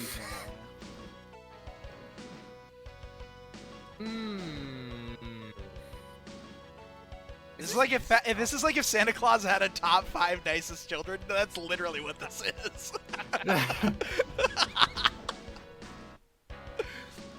Senpai. Really good you're gonna areas make in the list, 3. Timmy. I'm gonna try focusing on. Yeah, I reckon Dark Souls 1 may not end up represented on the list due I'm to going it to potentially assume suffering from the typical thing that excludes things from Tarnsman lists is the same thing was done, but better later. Yeah. And I Or think that's- earlier. I don't remember many instances of same thing better happening earlier for any lists prior. I feel No, like no, that's but I- again- that, yeah. that Could be for Demon this. Souls stuff is on the list. Oh shit. Okay. Okay, so Pavera coming in clutch gets number 5. The best starting area in any of the games, in my favorite one of the games, Central Yarnum, is fucking amazing. The interconnectivity, the great way it introduces you to everything in Bloodborne, the diverse enemy variety, the fact that there's constantly like this, okay, I've got a handle on these guys, then there's new shit that shows up. The fucking dogs. The motherfucking dogs. You got a big-ass pig. You got a great little boss at the end of it that really trains you how to dodge in Bloodborne. It's the verticality, climbing up ladders and shit. The overlooks. Just fucking Central Yarnum is dope as fuck. Central Yarnum, number 5. Wow. AD, have you guessed in a bit? I have not guessed in a bit. I'm going back and forth between a couple of them. I might as well just get one of them out of the way. I like this area a lot. Cathedral of the Deep. Yeah, that was gonna be one of my guesses. Cathedral of the Deep got barely knocked off honorable mentions. Fuck. I love Cathedral of the Deep. There's so many areas I love. There's just too many. I know. Oh yeah, that's dope as fuck, and it's only 5th. Well, that's because- it shows how strong some of these. I know. areas are. Unlike a lot of other things, the echelon is phenomenal, and then everything below the echelon is still great. Fuck. Oh man. All right. So far, we've only gotten one on Yeah, the. you Yeah, got- no, you wait, got wait, it Central wasn't even Yarnum. us. It was chat. Yeah, you got Central. Yeah. Pavera pulled Central Yarnum. Fuck. Ooh, how about the top of the bookshelf? Not bookshelf, the top of the big fucking library in 3.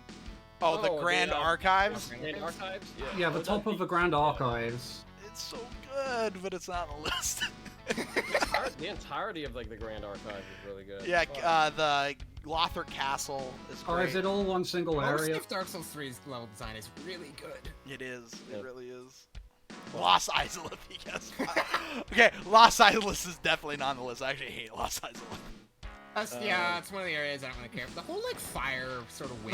That whole section is sucks. it really feels like it was unfinished. It's got reskinned enemies. The bed of chaos is the worst boss in the entirety of Dark Souls. I want to say that area was just super rushed. Yeah. The bed of chaos is worse than the actual slug demon you fight at the end of Demon Souls, because at least that, like, in the context of the story is like more relevant and actually kind of cool, even if the boss itself is the easiest thing ever. Yeah. Is it my turn again? I think, yeah. Okay, so I'm gonna go with my other guess, since my first was not on the list. I'm just gonna go with Archdragon Peak, because Archdragon Peak is just like fucking great. It's got like an amazing.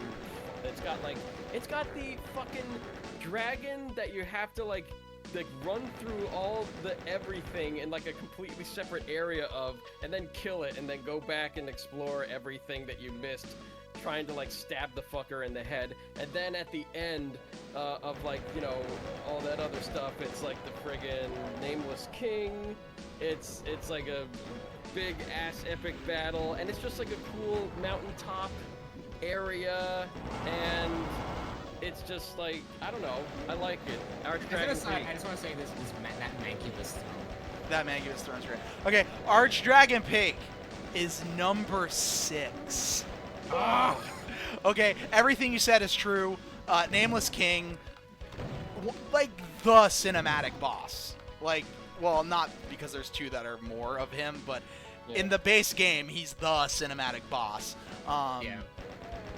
And just, Archdragon Peak is, when I first found it and was exploring it and was just like, I'd already been blown away by all the great level design in Dark Souls 3, and then Archdragon Peak comes along and is just like, holy shit, like, fucking, this is great.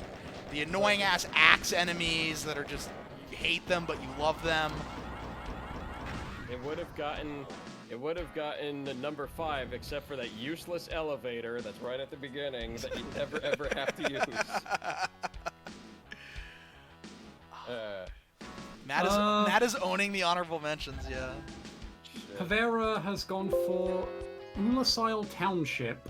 Oh, that's a good one. I love Ulasile Township. But, Dark Souls 1's DLC is so good, but yeah, it's not on the list. Okay, I'm going to go for the Big Fire Lake, whichever one that's in. Which Smoldering Lake? Smoldering I think Lake? it's the Smoldering Lake in, I think, 3. Yeah, that's It's- If I list things, they're probably in 3, because that's the one I remember watching the most of my friend play. Smoldering Lake is not one of my favorites. Yeah, Smoldering Lake is not on the list. I actually do think it's one of the weaker areas in 3. I like it, but it's, I like it. The ballista thing is cool. Like, there's some really cool aspects of it, but I do appreciate being able to just yeah. completely meme on the sandworm with the ballista. I do like that, yeah.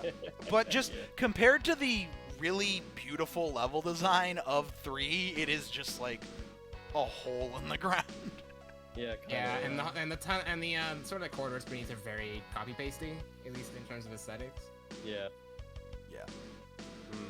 All right. I mean, if Arizona Boreal Valley didn't like fucking get in there, shit. I have one more idea for like Dark Souls 3. Prison of Hope.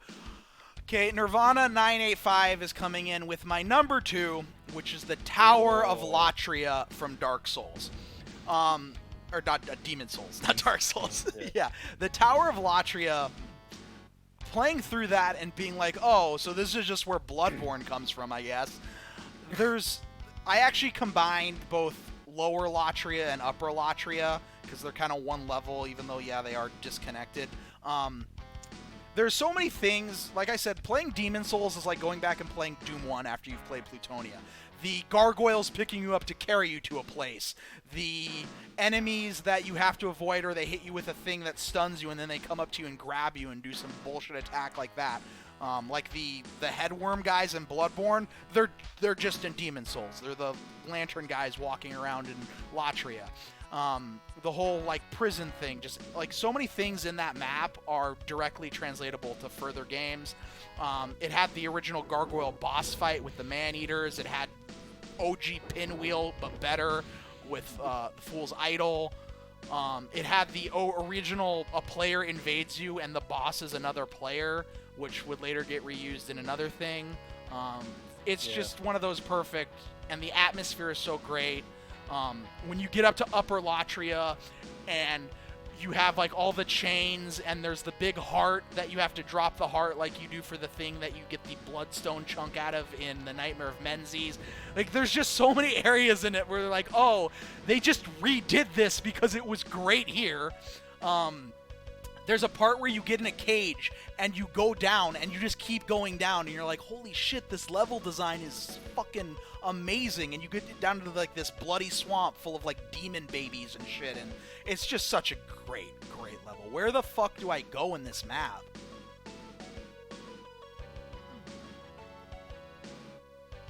Yeah, let him finish on his absolute favorite Soulsborne maps first. The remaster was incredible, and Tower of Latria, even though, like, the first part of Tower of Latria is literally just running around a prison, but they make it so atmospheric and so great that you just have to appreciate it. Like, finding the different keys to unlock different parts of the prison. It had the original, the enemy turns on a thing, and then that thing keeps shooting at you until you, like, get past it and turn it off, like the ballista in Ash Lake. Yeah. So wait, is Ash Lake part of Tower of Latria? No. Ash Lake or Smoldering Lake. I'm talking. Oh, okay. In Smoldering Lake, they have the ballista that keeps shooting at you. In Tower of Latria, they have this like big statue thing that they open and it shoots arrows at you. Okay. Ash Lake is like one of the places near the tree that I mentioned earlier, right? Yeah. Cool. Okay. You're sensing verticality of the theme? Yeah, maybe. All right, Matt, it's your turn. Or I think it's Max's turn, actually. Sorry. Okay. Yeah, I was gonna go for Ash Lake because it's one of the places I know. Okay, yeah. And it's cool. It is very cool. Finally finding it is so great because, like, you can just completely miss it, and that's one of the coolest things about it. It's not on the list. One of the things I do dislike about it is how fucking long the run is to the dragon. It's a bit excessive. It is ridiculous. I want justice for fungus. You want justice? I don't know where else they turn up, though. I love those mushroom guys. They're so goofy. All right, Matt. I don't know where to go on this map, dude. I have what I want to guess in my head, but I need to find the actual name for it. Hold on a second. All right, I'm gonna say. I mean, I think it was guessed in the chat before, but it wasn't picked up as a guess. But I am going to go with the Nightmare of Menzies in Bloodborne, because of it's like big, large, gothic castle, and then you have that like fucking like brain full of eyes that's always like frenzying you, but then like as soon as you get like a little further up it and everything, you get those like weird spiders and the pigs with all the eyes in it, and it's just like a cool area. It's a little slow moving early on because you're like constantly have to be behind stuff as things are attacking you, but there's like definitely parts that are just like, you know, cool and gothic, and like you just get higher and higher into this like tower, and it's just like, you know, one of those like cool ass gothic areas that's like really neat. Covers all the bases. Okay, so Captain Clever is joking, but Matt really is the goddamn king of this, because Matt just got number 10. Oh, poor Matt. And literally, you just said basically everything. The only downside I have with the Nightmare of Menzies is that I hate fighting Mikolash. Is that the guy who you kind of just chased down? Yeah, that's all. You just chase him down, then you beat the shit out of him in a room. Wait, hold on a second. Let me add like some echo to this shit. One second. Yeah. Cause, or some say, cause. When you hear our prayers. I always like that. That's pretty good. That's pretty good, yeah. All right, so you guys have number 2, Tower of Latria, and number 5, Central Yarnum. You're missing 1, 3, and 4. Wow. Oh, fuck. Shit. I hate that I jumped in the hole it told me to jump into and there was nothing in there. I might just clev past this map because I can't Thanks, find any Joe. progression. Oh wait, no, The one at here the start we go. said kill 6 Mancubi. Did you do that? Oh, this is map Is 7. it map 7? Yeah, I didn't even think Fuck. about that. Boy. I didn't even think about that. All right, I gotta find a Mancubi then. That's what I'm missing. But I feel like I've killed everything in this. In my guess? Yeah, it's your guess. Yeah. Ring City. AD Very good. pulling number 1, Oh yeah. the Ring City. It has the Okay. verticality. It ends with the best boss. Well, tied for the best boss. It has Midier in it as well. It has 2 of the best Here's bosses in Midier. it. There's just so many moments of great shit. The bridge fight. The fact that it just constantly is changing. You have that top part with the Juggernaut summoning all the archer guys. Then you like descend down into it. You go into the swamp. Then you climb your way back up. Then you fucking go through time and go to this awesome ass desolate wasteland in the future. It's just phenomenal. There's like Gale is one of my favorite bosses. Gale is amazing. The arena you fight him in is amazing. Just Oh. as the like send off to Souls, it was it's like the perfect final area for the final game. It's just beautiful. Like just everything about it is phenomenal. There's nothing that bothers me in it. Like it constantly is changing. Just Yeah, there's nothing. such a there's no, great. there's no I bad don't parts like of the Ring Spear of the Church City. fight, but beyond that, Ring City is really good. Yeah, I really like the Ring City. Yeah. That was gonna be one of my guesses, but fuck, I went with the Nightmare of Menzies first. God. Yeah, Ring City is. It's fine, man. You had to get the honorable mention. As, Yeah, as is you necessary. had to get it. So you have number 1, the Ring City. Number 2, Tower of Elatria. You're missing 3 and 4, and you have number 5, Central Yarnum. Alright, so I'm going to assume there's one from Sekiro on the list. I would have no idea what it is. Do you want me to tell you the Oh, last? I have a guess if for Sekiro, but yeah, Okay. because it's one of my favorite areas. You can't believe number 1 isn't the gutter, like, dude. I'm sorry. I am the gutter apologist, but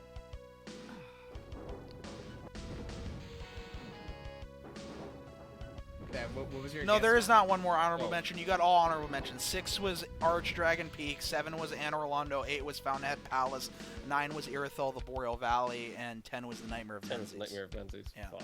I got 4.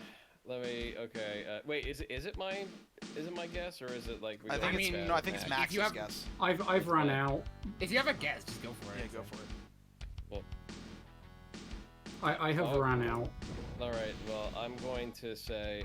Oh fuck! What the hell was I gonna say? No. Okay. Senpo Temple, Sekiro. God, I love It's- I love Senpo Temple.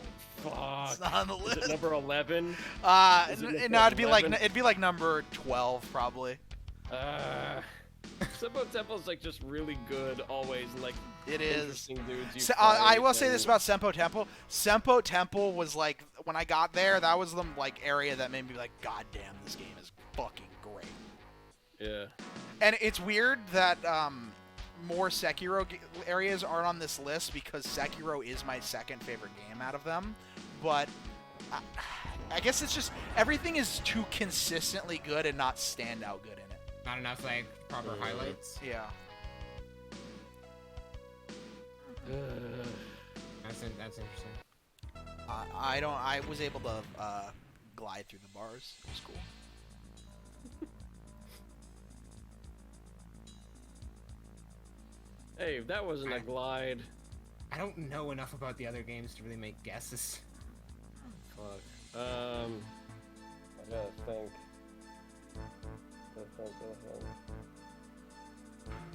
Because we've got 3 of the top 5.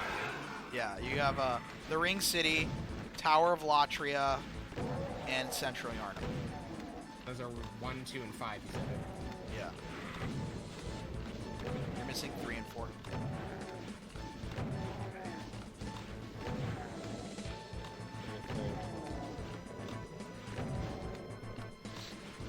It really is amazing how many great levels that From Software has made.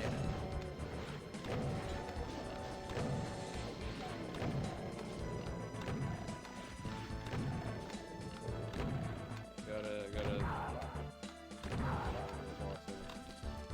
Not Ashen Oh, Pavera's guess is no, Pavera. Neither of those are on the list. Also great areas. The time thing with Sekiro is really cool. When you go back in time. United Estate is great.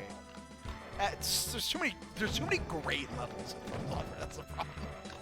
All right. Well, I kind of have a guess. All right. Now you said you like snow.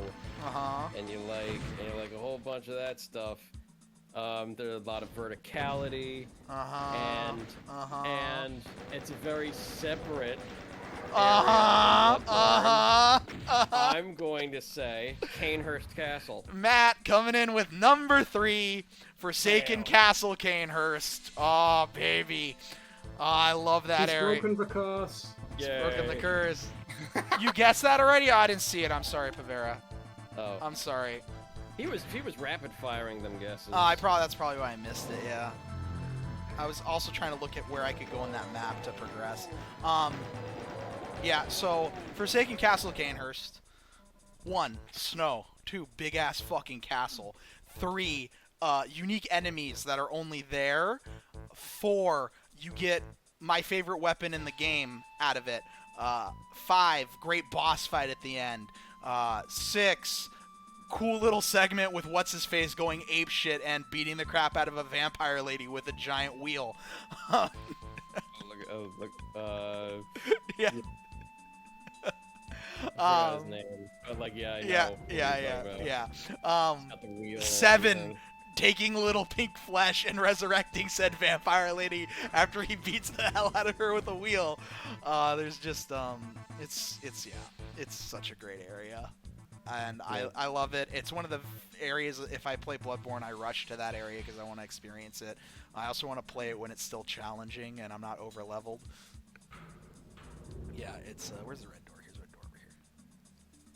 But yeah, Forsaken Castle, Canehurst, just great little area.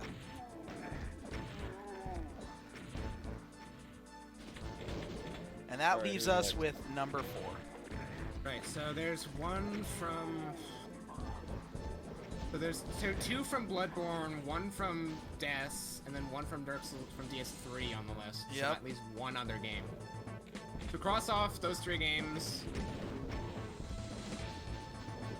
I'm guessing there's none from Dark Souls 2. Oh, wait, I'm an idiot. No, sorry, 4 games are represented in the top 5. Yeah, that's what I was saying. So there should be like one like other game. Oh, yeah. I That's just worried right. about Yeah, sorry.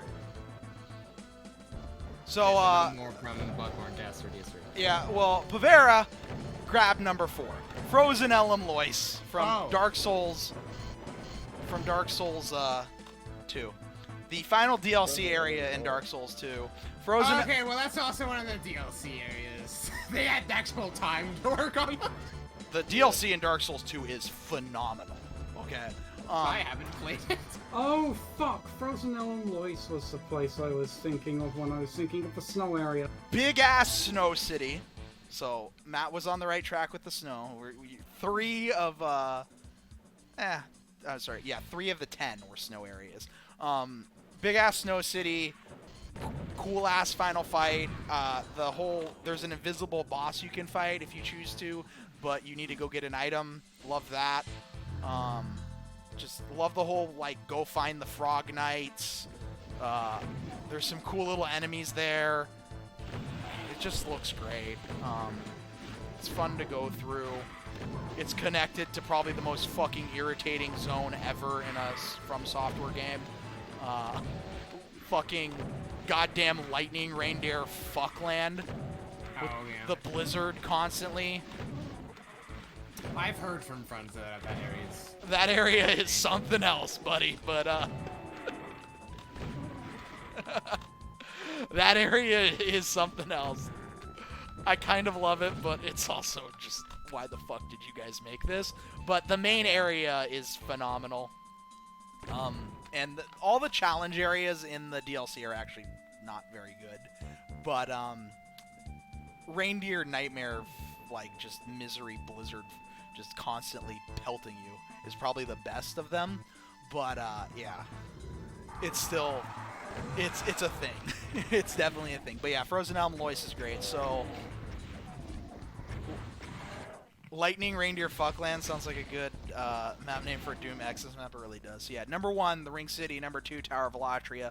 Number 3, Castle Gainhurst. Number 4, Frozen Elm Lois. Number 5, Central Yarnum. Honorable mentions go to Archdragon Peak, Anne Orlando, Fountainhead Palace, Eritho the Boreal Valley, Nightmare of Menzies. And if we want to keep going for like to 15 of honorable mentions, we got Shuva, the Sanctum City, also from Dark Souls 2. You have the Hunter's Nightmare and the Fishing Hamlet in Bloodborne, Shrine of Storms in Demon Souls, Stonefinger.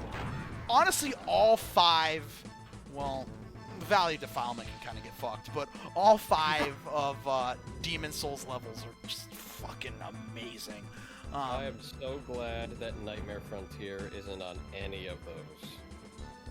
Because fuck that entire map. Yeah, just, there's so many good ones. Everything that got guessed, also great. Yeah, man, I don't know, just so much good stuff. It's like, I really hate Nightmare Frontier. I don't know why people like it. I like Nightmare Frontier. I don't dislike Nightmare Frontier. I like it's just Bloodborne has better levels. Well, yeah, that, but I dislike it because I always get caught on like all the fucking tiny ass rocks and like the little like fucking gravestones. It's like I'm trying to dodge one direction, but I'm caught on some shit. It's like the absolute worst part of that entire map, and it would only be better if it was like just all cleared out. Just give me like, you know, the rocks and the caverns and like the cliffs and everything, but please just there's fucking gravestones and rocks and shit. They fuck with everything. It's an over-detailed Doom map. That's what Nightmare Frontier is. It's an over-detailed Doom map, and I'm gliding over the tiny little details that people shoved in the floor.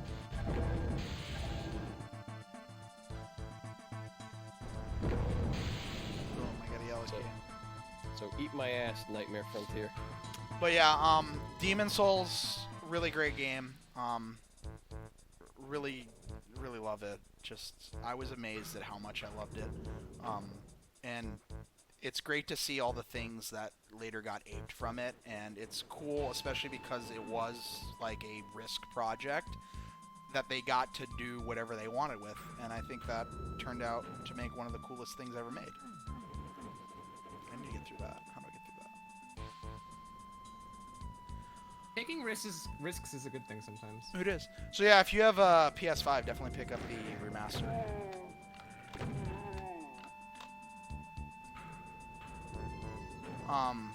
When the fuck did you get a PS5, by the way?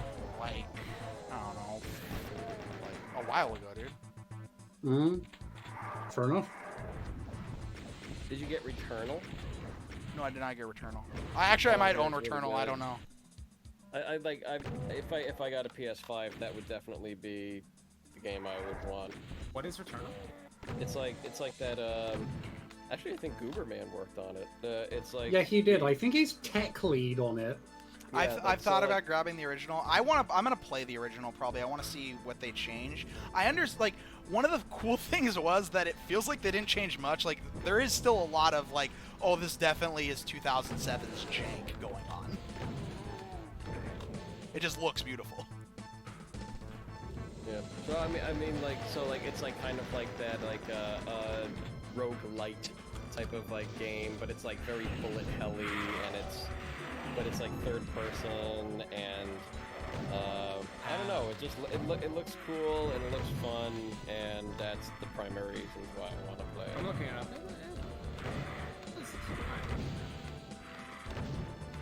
I might check that out. I don't know. There's space squids I'm seeing in the screenshot. Yeah, I am under the impression there are very many space squids.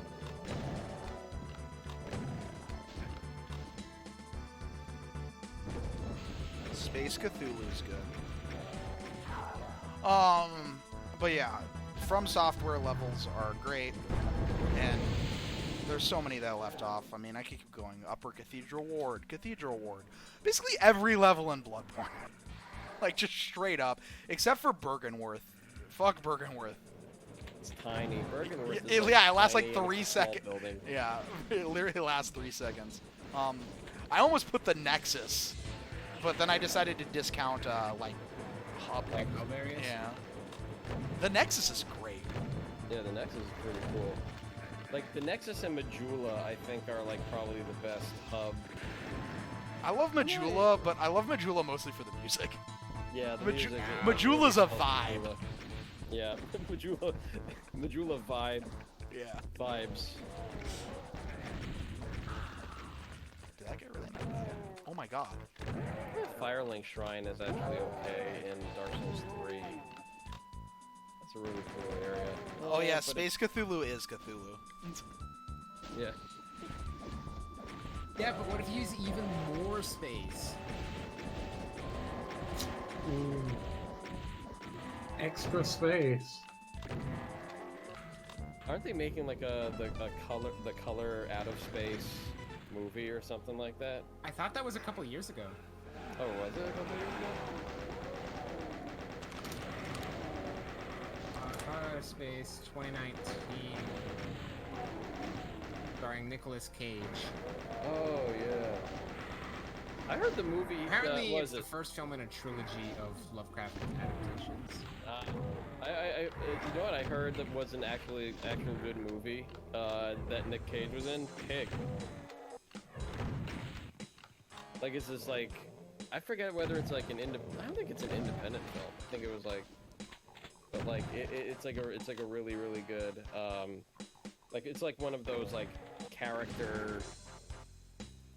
It's like one of those like character study films, I guess. But like, I don't know. I just heard good things about it. Yeah.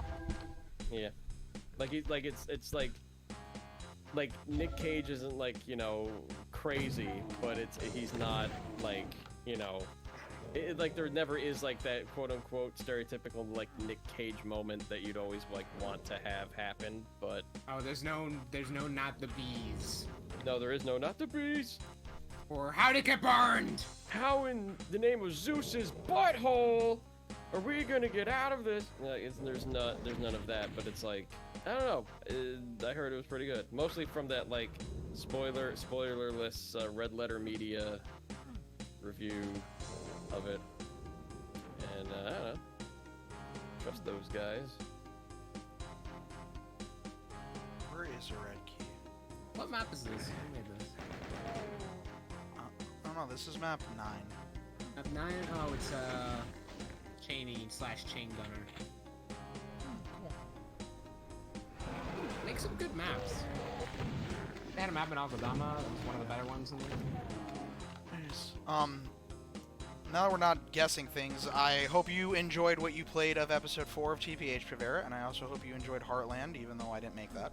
I just hope you enjoy what you're playing at all times, because Pavera deserves happiness in this world. Enjoying things is good. Yeah. More people should try it. Enjoying things? I don't know. I mean, it's a bit overrated. Yeah, okay. You only say that because Of you're course, British. people, yeah, British people say that shit. I don't quite like being happy. I'm a more morose person myself. Bit gothic and sad. What did, after all that From Software map gushing, I feel like we're cooling down from an orgy. Yeah, well. They have a way. This is the afterglow. I don't know. Guessing the top 5. They've tapped into something that is, like, really, truly special. Like, We're currently in the state of post FromSoft clarity. yeah. Uh, As somebody who really appreciates level design, like, I know a lot of people love those games for the bosses, but for me, the levels are always what carries them for me. The bosses are just, like, kind of icing on the cake. like how Yeah, to connect yeah, all it's the kinda shit that for together me. and everything. Yeah. Like, I know some of my friends play those games in a manner that's just, let's just rush through and kill all the bosses. Like, that's their focus. And I'm like, fuck that noise. No, I love. Stop and smell the roses a little, man. Exactly. love something like Undead Settlement so much just because of like how many different fucking ways there are to go in that. And I wish more of the DS3 kind of was like that, even though I really think it had at least of the Dark Souls games, it has the strongest level design.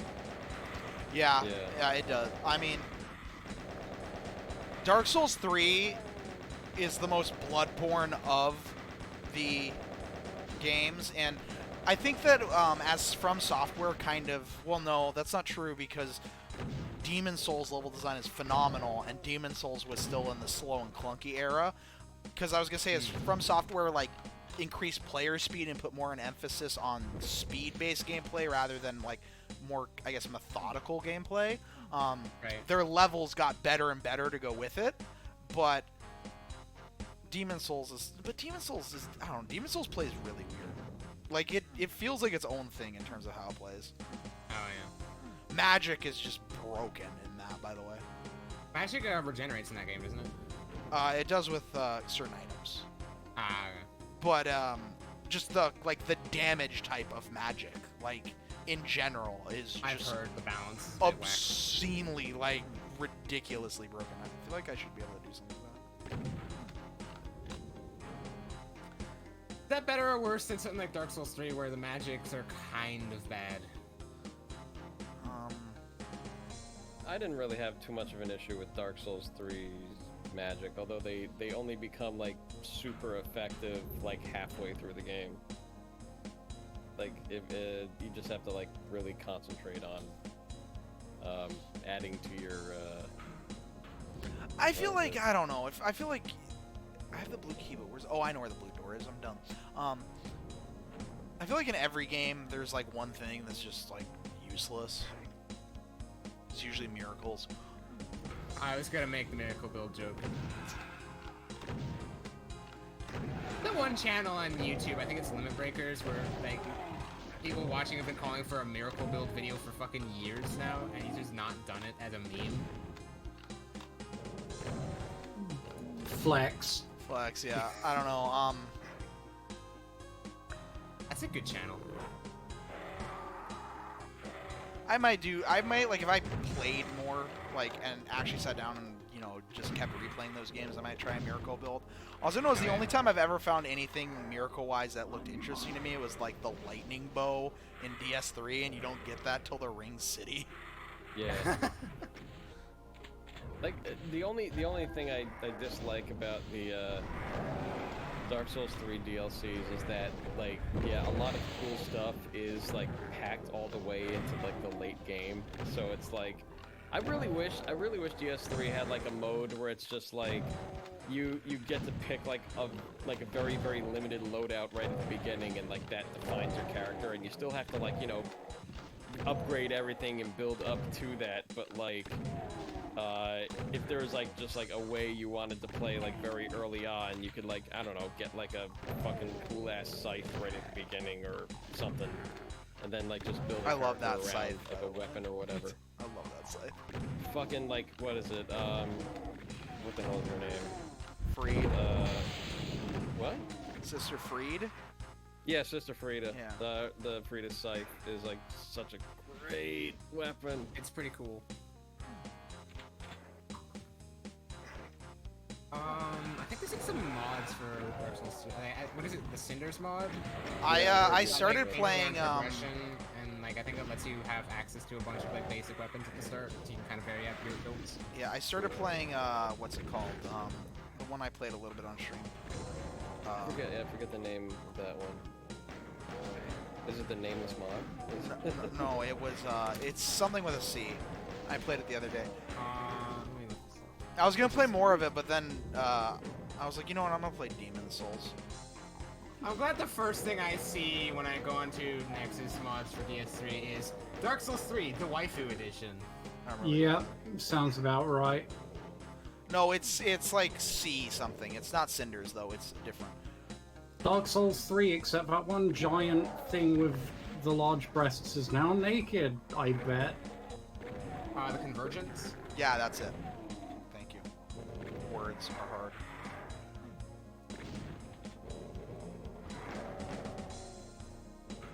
That was fun. It was really easy though because poison damage is broken as fuck. Oh yeah, I did see that. To the point of like, just like stop paying attention. Which, that's one of the really nice things about From Software games is that like that doesn't happen. Or when it does happen, it's very late game, and you know. I mean, no, there is that. There's the fucking pizza cutter in Bloodborne that is just easy mode. Oh, the whirligig? The whatever. Oh my god, that thing will just melt anything. It's ridiculous. Especially with like limb damage and stagger. Just fucking buzzsaw go psss. Buzzsaw go brrr. Yeah, basically. Like, no, you have to dodge and do all the attacks and the damage forgiveness if you attack right after it, encouraging. No. Whirligig saw go brrr. Yeah, exactly. Fucking buzzsaw go. Yeah, just fucking. It's so ridiculously broken. Which part of me loves because of just how like fuck it, we're putting this in the game. I also love the amount of weapons that are kind of bad, but are still very fun to use, like the stake driver or the hammer with the rocket on it.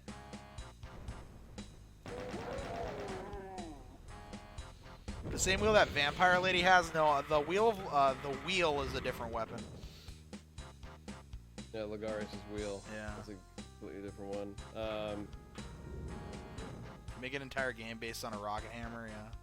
Well, I fucking love the what is it? I got that you get from Eileen the Crow, the fucking.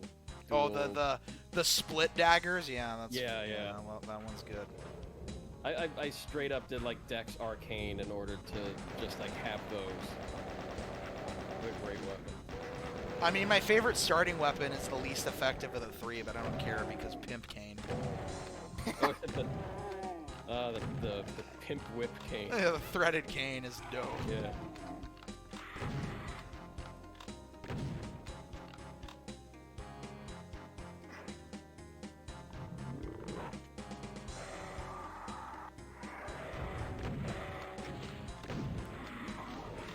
I'm just happy that my favorite weapon is also like useful. I love the blood sword. I forget what it's called. I haven't played Bloodborne in a while. Is that the one that's, It's the one you get out of Castle Canehurst. It's just a katana, and then you can make it drain your life in exchange for it becoming fucking powerful as shit. And you can do some cool stuff where, like, you start a combo, then you go into blood mode and immediately exit it, so you have basically no health drain, but you still get, like, the powerful in and out attack.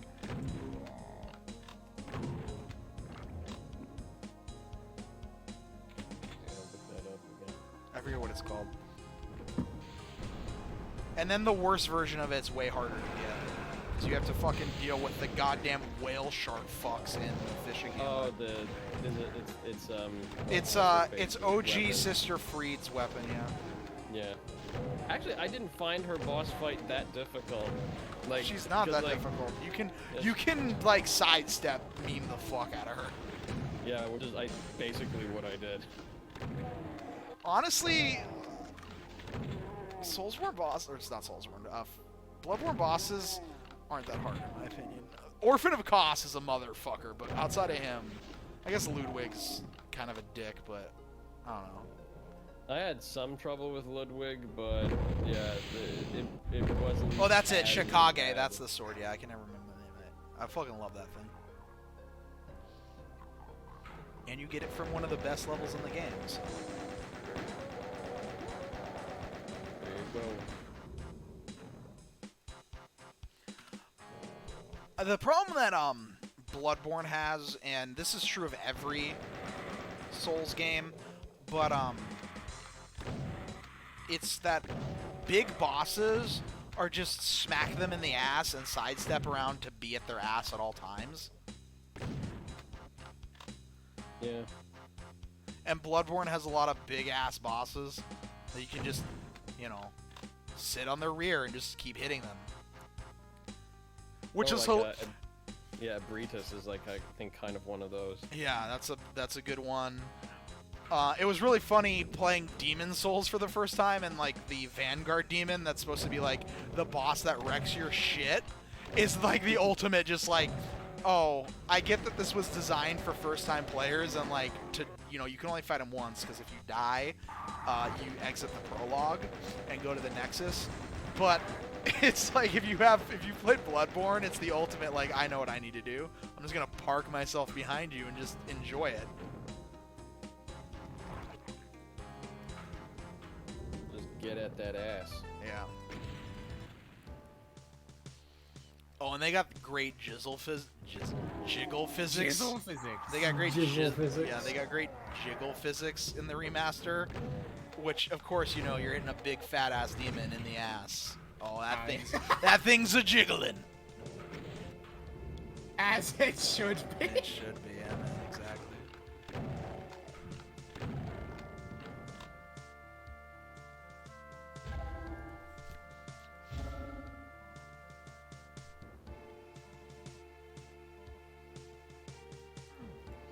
Okay, that's cool.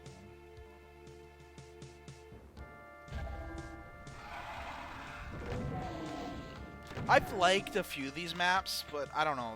It's been kind of... It's kind of monotonous in a way that... It feels a bit faceless. It does feel a bit faceless, yeah, that's good. There's some good theming going on, and there's some good textures. I don't know, I feel like this project feels kind of more like one of the filler projects, while they're like busy trying to get the stuff together for a more concrete theme. Yeah, it does kind of feel like that. Yeah, which is unfortunate. So it's weird that a filler project would then be like 16, 17 maps. Yeah, but you said that there's 14 original mappers in this, right? Yeah. So, I mean, that means just they got the maps for it, is what that means. That's a surprising amount of mappers, honestly. Like, compared to the usual, that feels like higher.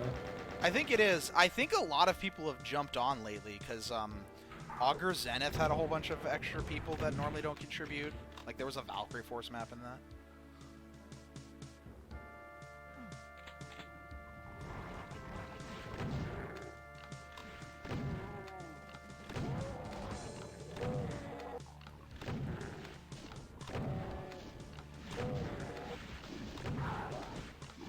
Can we prove that these maps are made by actual people?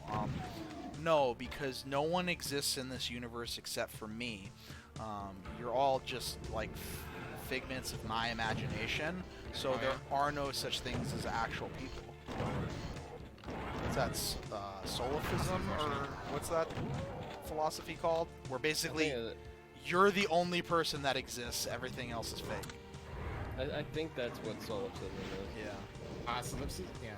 Is it solipsism or is it solipsism? Who fucking knows? What's the difference? I didn't hear any difference between those two words. Tomato, tomato, etc., etc. Solipsism, yeah. Yeah, they're from the Latin solus, alone, and ipsa, self. Is the philosophical idea that only one's mind is sure to exist. Oh no, I'm not that certain about that. You're not certain that your mind exists? Yeah. That's unfortunate. I like that little There is no growing mind. tree there.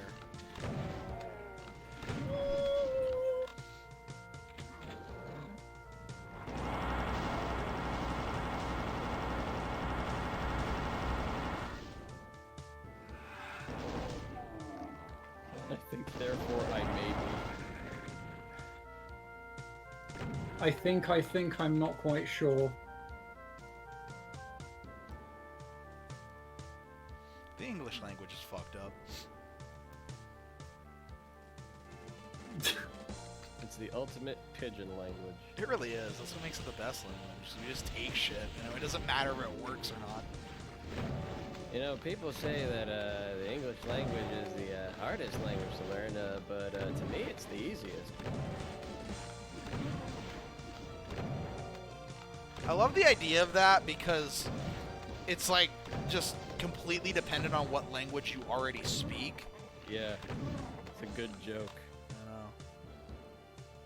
No, but I Let mean, like, alone in learn general, like, the hardest language to learn depends on what language you already speak. Yeah, that too. Like, it's very hard for a Chinese speaker to, or, you know, Mandarin or whatever one of those, to learn how to speak English and, you know, in reverse, whereas, like, the language closer to it is easier. It's, you know, how much linguistic similarity and structural similarity are between the The languages. second you're changing like alphabet or glyph set, shit's gonna be difficult. That, yeah, immediately. But I want to say that Mandarin speakers are probably going to have. Well, no, like all the Chinese languages and dialects have like kind of like roughly the same grammatical structure, I think. So like, No, like, but yeah, no, very it's much like English. I think they all read the same. It's just yeah. There's like tonality stuff and things like that, but it's still going to be a lot easier for them to learn because there's like a foundational base. It's like if you speak a Latin language, the other Latin languages are easier for you to learn. If you speak Some of them, yeah. But I mean, like in terms of, I would say like anybody that speaks a Chinese language or dialect is going to have an easier time learning and speaking English because the grammatical rules are very similar and there's no gender conjugation like Mandarin and but that's Cantonese, not I true. think, It's and not. there's That's no- not true. That's the farthest separated languages is East Asian languages and English. Like, Yeah, but I mean, like, Just from about. from grammatical structure, it's like very, very similar. no, and it's then not. There's a also- lot of times where those languages like just don't even have subjects and shit and things like that. Where It's not like Japanese, where like Japanese has like you can infer from subjects from like sentences before. Yeah, it's very like contextual, that language. I remember looking at Japanese like is very contextual. I remember looking at like a color graph matching subjects and such from English, from like a translated Japanese sentence to English, and the syntax is just completely fucking different to the Yeah. most absurd level. Yeah, Japanese is like insanely different from different compared to English, but like Mandarin Chinese is actually pretty easy if you already the trippy bits from going from English to Mandarin is like, yeah, it's a tonal language that's, you know, it's going to be difficult with that. But then like if you go from like Mandarin to English, you know, there's no tonality, there's stresses, but there's no real like tonality, and then the inflection is pretty straightforward in English, and the grammar is pretty similar. But I mean, like, yeah, if you have to do writing in either language, yeah, that's always going to be a hurdle either way. But also that, but speaking the language is very difficult because like the th sound is an English thing. Like there's things, there's sounds so and many stuff languages that don't have ths. Yeah, I know. That's why you hear z instead of the. Yeah, it's whatever the approximation is going to be. Yeah. And that's why we're a superpower. Yeah, Because but- we can say th. Because we can put our tongue between our teeth Yeah. and push air through them. Exactly. Fuck off. We can name things to the like the theremin. Yeah. Exactly. We have. Just to We spite have all the people the. that can't use THs. Yeah. We have the. Fuck off. You know what I like? You know what I like about like English and German? Like when you compare the two languages, there is a word for the exact same animal in both languages that is almost impossible for the speaker of the opposite language to pronounce. Oh, And that is squirrel in English, and fuck, is it Hernken? Fuck, it's like, see, I can't even pronounce it, but it's like squirrel It's in like German. Let me Hörnchen. see. in German, and fucking, Eichhörnchen. yeah, fuck that word. It's impossible to say. It's if you're an English Eichhörnchen. speaker. What's difficult with that? That's almost impossible to say if you're an English speaker. Eichhörnchen. What, Eichhörnchen? Eichhörnchen. Yeah. I You have to go couldn't. very slow. But then, like, ask a German person to say squirrel, and they completely fuck it up because I think they there was. don't- I remember hearing a joke about that on Top Gear, where he's like, ask a German to pronounce it, and they'll go squirrel. because like it's such a It's weird blend of like sounds. It's some. I mean, you don't get it in German because, like, Yeah. you've got the "w" right after the squirrel. It's not. It's a very round type of weird. You just don't get it in German. Yeah. So like, I mean, it makes me very happy that there is, like the word for a specific animal. Oh yeah, how do you No, say no, that? I'm- gives opposite speakers the most like difficulty speaking. The one that I love is the Arana, and then it's just every language is something like that, and then you get to English, it's pineapple. Yes. Yeah. Like, fuck off, Bananas bitches. and, yeah. We reject your anana, we will do fucking pineapple. Pineapple. It's an apple on. I mean, like, pine. Spanish Except has for the languages piñas. which Ben pilfered the English term for. Yeah. Yeah, Spanish has piña, doesn't it? Yeah. No, isn't it an Arana in Spanish? It's like, yeah, hold on a second.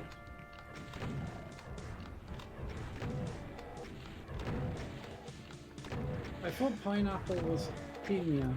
I don't know. The other one that I really love is they got the guy who like goes through all the OGH words and how none of them rhyme, and then he's yeah. like, "But pony and baloney or bologna do. That's baloney." Let me see. In Spanish, it's piña. In, It is an okay. All right. Spanish. Which makes sense, it's piña colada. Oh, okay, yeah, that makes sense. All right. What's it Yeah, in the Portuguese? In Portuguese, it's How the fuck do you pronounce the X in Portuguese? Abacaxi. Is it abacaxi? I think it's abacaxi. Yeah. Okay. So they're closer to everybody else. Though you Yeah. could all, they That was also cool. have ananas. That was cool. I love that. Oh, that's sort of like Oh, the quick switch style switch? pops Yeah. in, nice. Yeah, that was cool. So this is a 40-ounce now. What the fuck? Okay, that was cool. For Okay, I need to look at the strangest of. Okay, no, in Dutch it's just ananas. Congrats, Dutch, on being normal. No, normal's pineapple. This time. All the rest of you fucked up. Yeah, everybody else fucked up. Pineapple all the way. Yeah, exactly. Oh, Google Put is it on your suggesting. pizza, on your burgers. Good. Google is suggesting 2 words in Dutch that might be translated from pineapple: ananas and handgranaat. Hand grenade? Yeah, because freaking. Oh it's yeah, the yeah. slang translation. Yeah, Hand that's grenade. that's so Oh, funny. for pineapple, yeah. Yeah, That's yeah. funny. I forget, is it Quake that uses that in like obituaries for Yeah, grenades?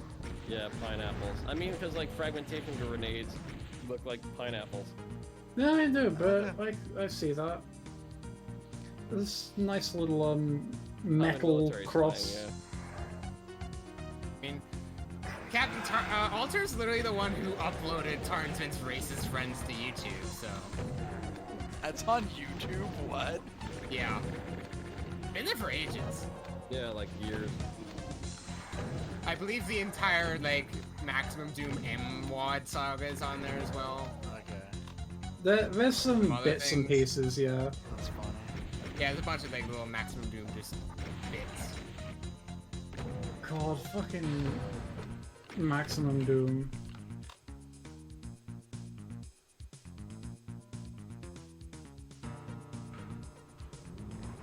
What a trip. Right.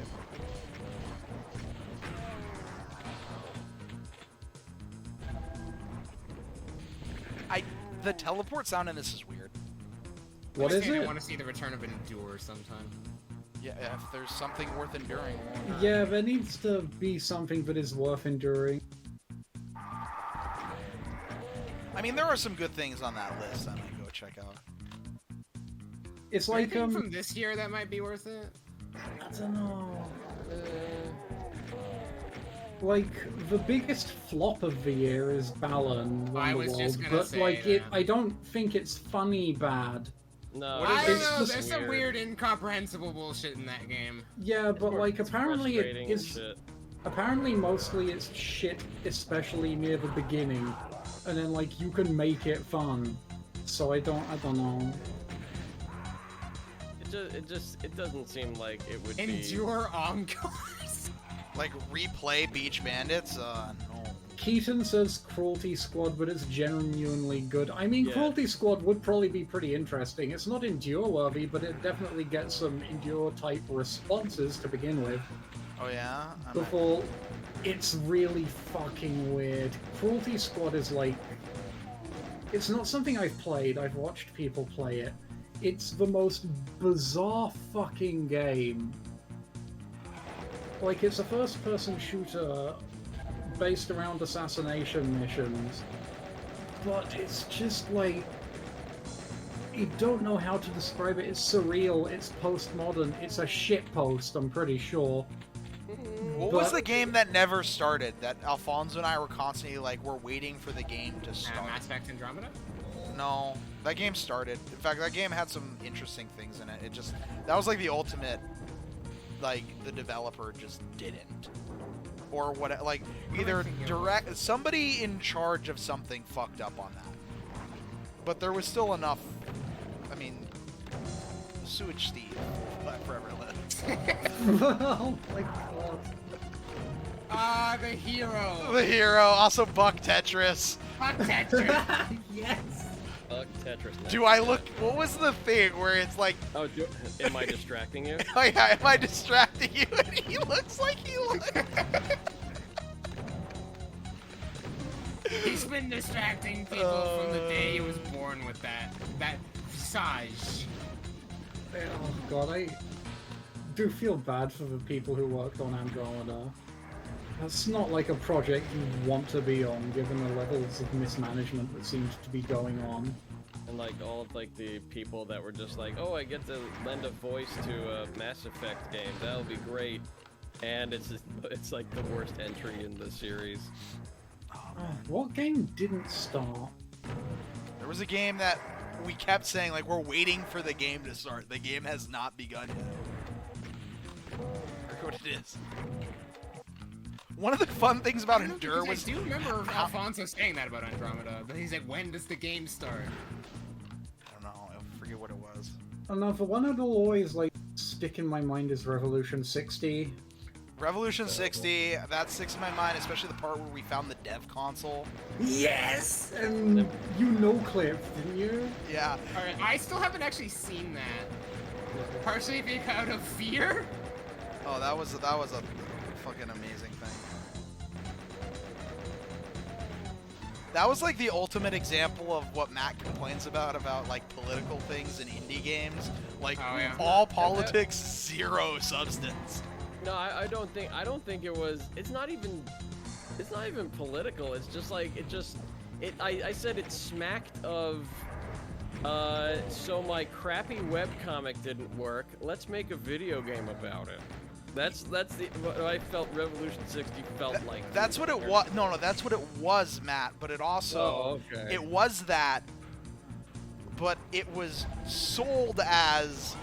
It was also like rich person thinks they can make a video game and did it, and it's ass, and yeah. Wappity pow. That's all I remember. That's all I remember for Revolution 60. No, it was sold as like, look at this great female developer who made a game, girl power, yeah, Slay Queen. Like that's the only reason anyone like paid attention to it. It was like an entirely lady team, wasn't it? Yeah. And then it's like, it's one of those things like where you watch, like, this is Sailor Moon, girl power, and then every fucking plot line is like, I need to go to the gym to get thin so the boys will notice me. And then the demon attacks, and the demon defeats us, but then Tuxedo Mask shows up, and because Tuxedo Mask is there, even though he's doing literally nothing, just the presence of cock allows us women to overcome this obstacle. Like And then everything was cock. Revolution 60 was made by what's her name? Brianna Hammer yeah, dick yeah. copy pasta, yeah. by the way, Tarns is still something I post every now and then. What's Who the is what actually- copy pasta? The hammer dick copy pasta. Hammer dick. I think that's something you posted years ago in response to like a Brutal Doom threat. Hammer dick. I don't Yeah, remember just go what that find is. it. It's so good. I don't even So, like, remember that. I post that sometimes, and then people are like, "What the fuck is this?" I want to say that I know it's also in all caps. I want to say that out of all the indies that, like, you know, release a game, think they're hot shit, and then spew their political bullshit all over the internet, at least Brianna went right into politics after that. I guess Yeah, that's no, true, she's yeah. still like around. For better or for worse. I don't know. I think that like What is this apparently thread? she's been doing some pretty good shit. What the fuck is this thread? Hold on. Brutal Doom Club. Hold on, what is this It was an thread? April Fool's thread. There was once a man named Thomas Juxton V. He was an oh god, I remember this post. Yeah, you do. What is this post? What the hell is this? Wait. Hold on, what? Vildar God acts Zizzle Bitch, Queen of Menstruation, who came into the world screaming an angry howl of 4,000 angry wolves, each repeatedly being stung by 4,000 angry wasps, each being fueled by 4,000 grams of cocaine. It was a monumental birthing moment of rageous slaughter, dude, that he knew his mission, but he was an infant, but he was still a man of men, the manliest man to ever man, so man that he could not be described by his levels of man, and so the child of seconds embarked on the quest of manhood, for he was encompassed by doom that only the most man of men can understand. Jesus Christ, I wrote this. Yeah, you wrote like several paragraphs of this. I think the last paragraph especially is. That's the last paragraph. This is not the end of his. This is not the end of his story. However, as you may think, being the teat-suckling Nancy boy you are, his cock rose out of the ashes of his exploded body. It had gained the power of will. He was finally 100% cock. For in that moment, the truth of the gains of childhood were understood. And Josiah did look upon Nate and say to him, "For you see, a penis is all that matters, for when you are a penis, everything is cock." And then everything was cock. From the blades of grass to the vast windless seas, penis had replaced all. Oh god. I mean, that's basically I what playing consider this Brutal a Doom fucking classic. is. That's what placing Brutal Doom is basically like. So, all right, makes sense. I wonder if there's any like enduro-worthy fucking Doom mods like in. Oh, I think there are. I think there are. In the vein of Supersonic Doom 2 and DTS-T. I always feel weird about. I mean, I was gonna say one, but it doesn't exist What one is that? because he quit Doom. Oh, Oh yeah. I'm not playing that. Blade of Agony isn't fucking enduro-worthy. Endure fucking it's 2 terrible. frame rates. Yeah, but it's not Endure fun t- bad. It's Endure just 2 frame rates. It's part of the Endure challenge. part of the Endure Suck it challenge up. dealing with single fucking Here's digit the frames. thing: is there has to be like a balance. It's like why Space Ace didn't work, because Space Ace was just broken beyond belief, and the only way to The play Super it, Nintendo Space Ace game is so bad. the only way to play it is save state every 3 seconds, and it's just not an enjoyable experience. It's hard finding something that's just like, you know what it needs to be? It needs to be a passion project that falls on its face. And It doesn't even need to be a passion project. It can just be tremendously Fucking awful. Rocket Power Beach Bandit sure doesn't seem like no, a passion project. No, It's a special kind of bad though. Like I'd constantly say, like one of the most interesting things to me about all the Endure games was that they all had consistently the same things wrong with them. Like every single one had bad controls, but they had bad controls in the same way that like marijuana developer guy is different people, but it's all the same guy. Like every single bad, like there was such consistency in how the controls were bad, even if they were individually differently bad. Like it wouldn't be, they'd all have different like input response issues, but they would all have input response issues. There'd be like a feeling of like glidiness to the movement, and it'd be varied throughout how glidey it was, but you'd feel that. This is a fucking mean fight right here. Cyrus in chat says, what was that game where Tarns walked on a slope and clipped out of the map and then fell until he landed on top of the exit room? Rack. That was Was it Rack. Rack? Yeah, that was Rack. That was Oh, the boy. elite speedrunning strategy in Rack. Wasn't there a Rack sequel? Exoverse, yes, it is a tower yeah. defense game. Wait, Rack sequel is a tower defense game? Yeah, it kind of Oh. is, and it Oh. didn't look that. I do Looks not fun. enjoy Is it tower like an defense. FPS tower defense? Yeah, I it is. don't It's first know. Kind person. of like what's that game Or- called? Sanctum? I was I gonna say know. Stronghold. Orcs Must Die. Oh, maybe.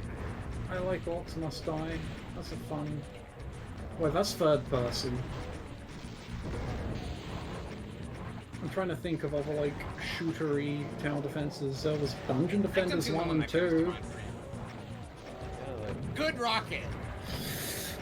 like with all the games out there, it's hard to find something that would be endure worthy. But like whenever anybody like plays this game, they're like, oh, this game's stupid. Like everybody and their brother already played it. And No, There was it a like list I somewhere, don't right? We know, could I probably don't filter that feel down like- for a bit. I just don't feel like those type of games happen all that often these days. Like, when was the last time you had a game like fucking Ride to Hell come out That's what I'm saying. Like, and everyone knew about it?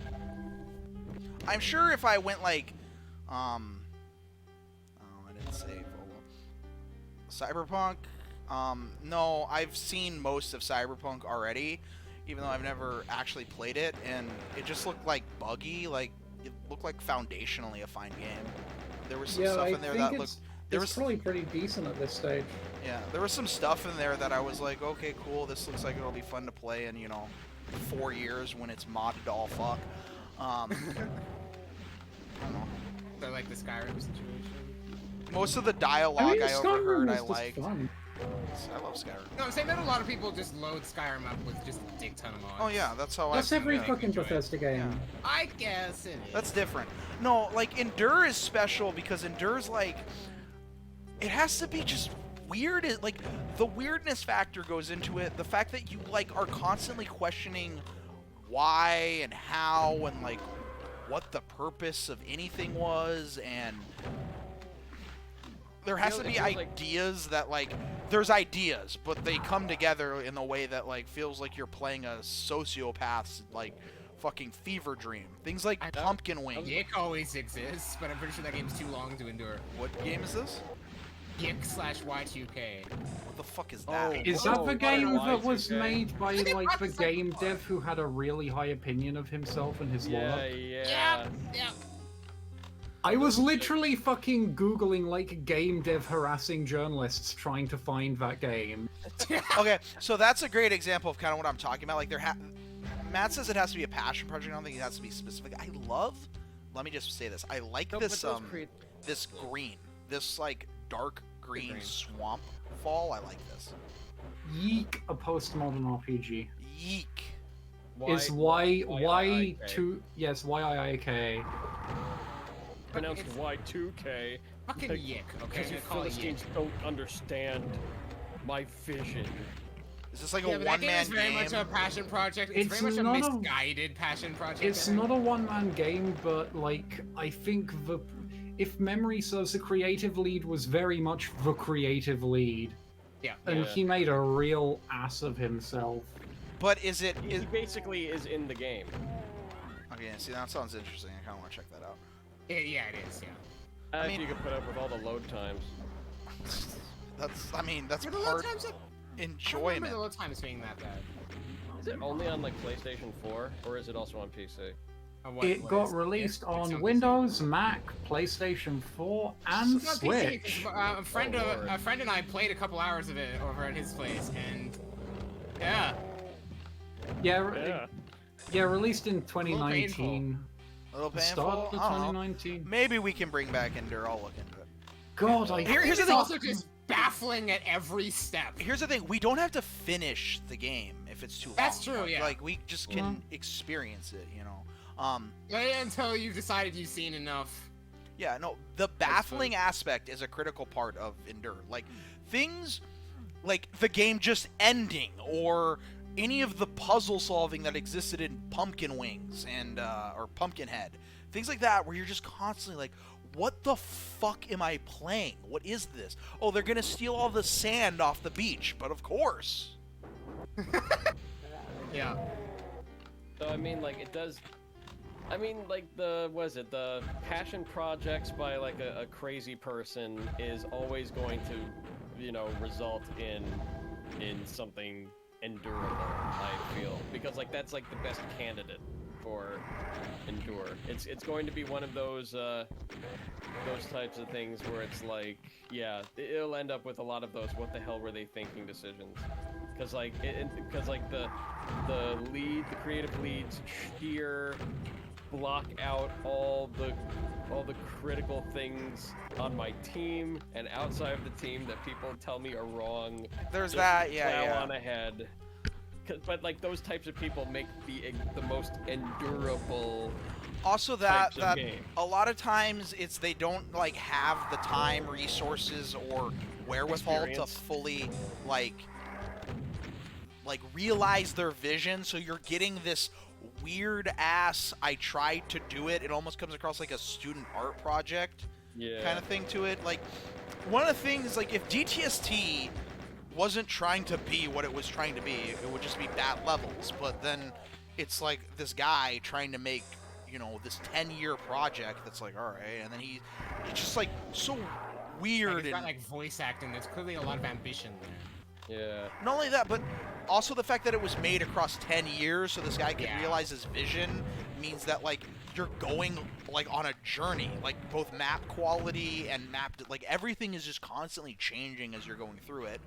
It was more like 14 years even. Something. Wasn't it like 98 all the way to like 2012? No, I thought it was 10 years. I thought it was like 10. I think it took like a break in between, but like... Sandy Like, Peterson it pissing games, off Twitter is, like, super uninteresting to me. Really, anyone... He's been doing that for... People, like, just... It's only because people have been paying attention to him recently. He's been doing this shit for, like, at least fucking half a decade. Yeah, I mean, first of all, just, like, conceptually, somebody getting upset about something on Twitter is, like, probably the least interesting modern discourse imaginable. Like, it just... I pay so little attention to that shit. It's, like... Better things to do with my time. It's so uninteresting. Everybody has better things to do with their time. DTST, Unless they're on 1998, 2004, and 2010 to 2012. Okay, so that's part one. And then there's part two where, like, why are we surprised that the, like, old Mormon grandpa has opinions that an old Mormon grandpa would have? Like, and, okay, cool, Sandy, like, you do you. But they made a thing that I like, and now I have to go back and play the thing I like, thinking that this horrid man made this. I love that little inflection you put on, man. This horrid man. Oh did my this. god. It's hard, man. No, I mean, that's the truth. That's exactly what people think. I only let soft men create my video games. I only oh god. I'm not going down this rabbit hole. But yeah, at I the feel end, threatened. As in flaccid.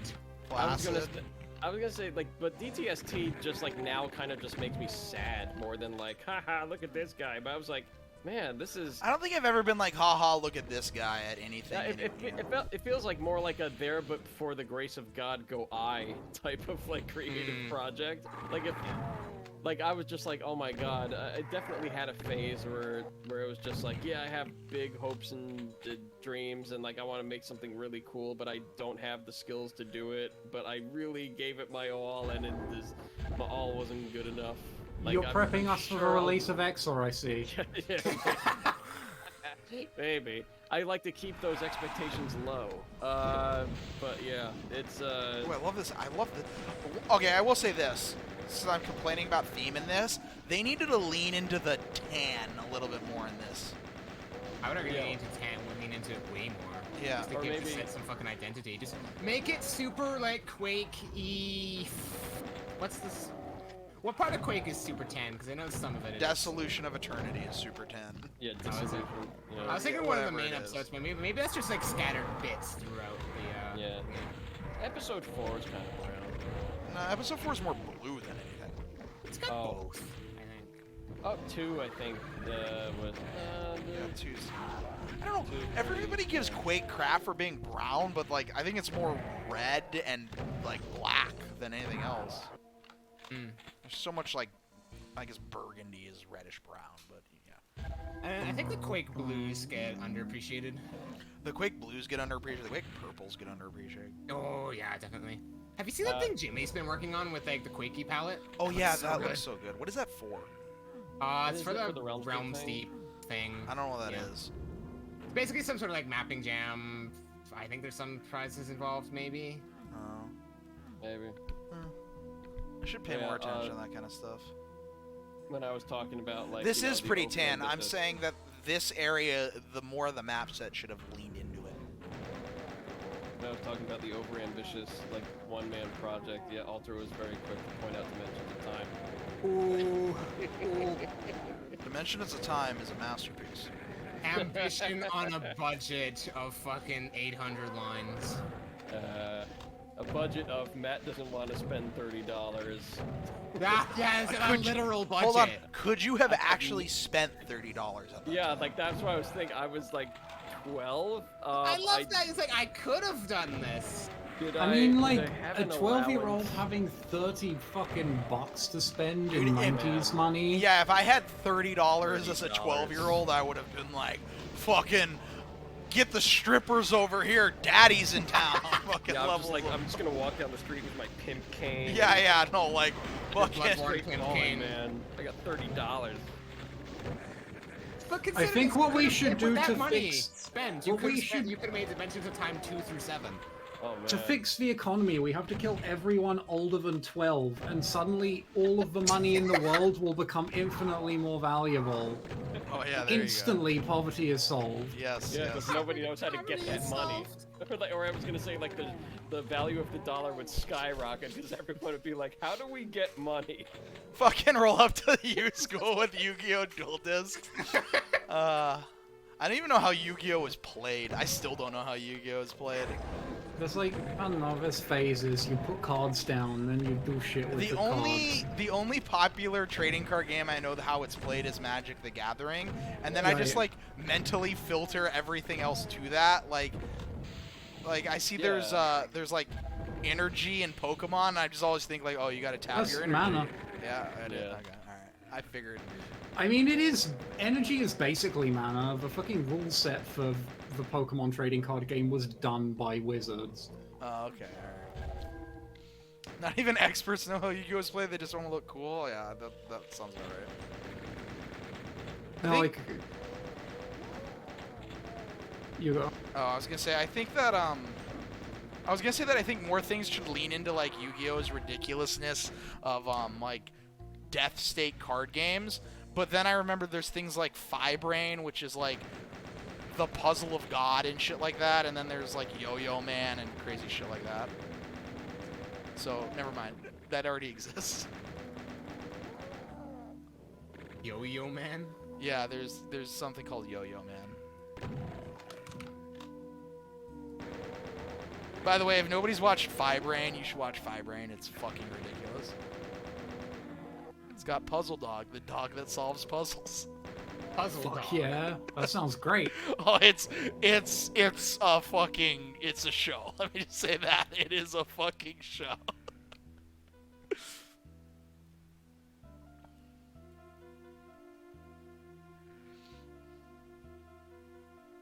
I like me some just completely baffling television. Oh yeah, I know.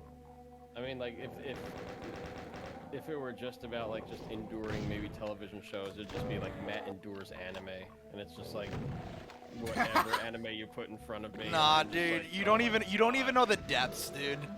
I don't want to. Let's know. make fucking Matt watch Let's make- Charlotte. Let's make No, Matt Charlotte's fun. Charlotte's enjoyable. I'm talking about shit like, I don't know. There's so many shows I forgot that I've even watched. There's things I'll go through and be like, oh my god, Divine Gate. I remember that. I remember what even happened Let's in that. make Matt watch Eromanga Sensei. No, I just wanted to like kill myself after a couple episodes of Bo. Eromanga Sensei was fun and cute. There was some weird shit in there, but I'll give it this. It was kind of fun. The daughter was cute, and the dog was cute, and the dad just wanted to. It was good. Good anime. does it end that way? Silence. Well, the entire idea of the show is that he's trying to keep it a secret. That feeling when the dad wasn't cute. No. Oh, he's a good dad. He's like a really good dad. I know, but there's a very proud history of show about dad being good dad ends with show about dad. Oh, he's a good dad the Okay. entire way. He's Okay. 100% Does just he a stay? good dad. Does he stay a good dad in the source material? I don't know. Okay, because I know some things have taken some let's call them turns. Uh-oh. I feel like I've heard about things like that. There's countless that I've heard about that is like cool. I don't know, maybe just like don't make content about fucking your daughter. Maybe. Well, I mean, it's after so many years of anime being about fucking your sister, anime just needed new places to go. Yeah, elsewhere in the family, I guess. Oh god. Oh god! Nat! Tries. See, this is why I don't watch See, anime. here's the great part. That's not even the most like fucked up thing that I've heard today.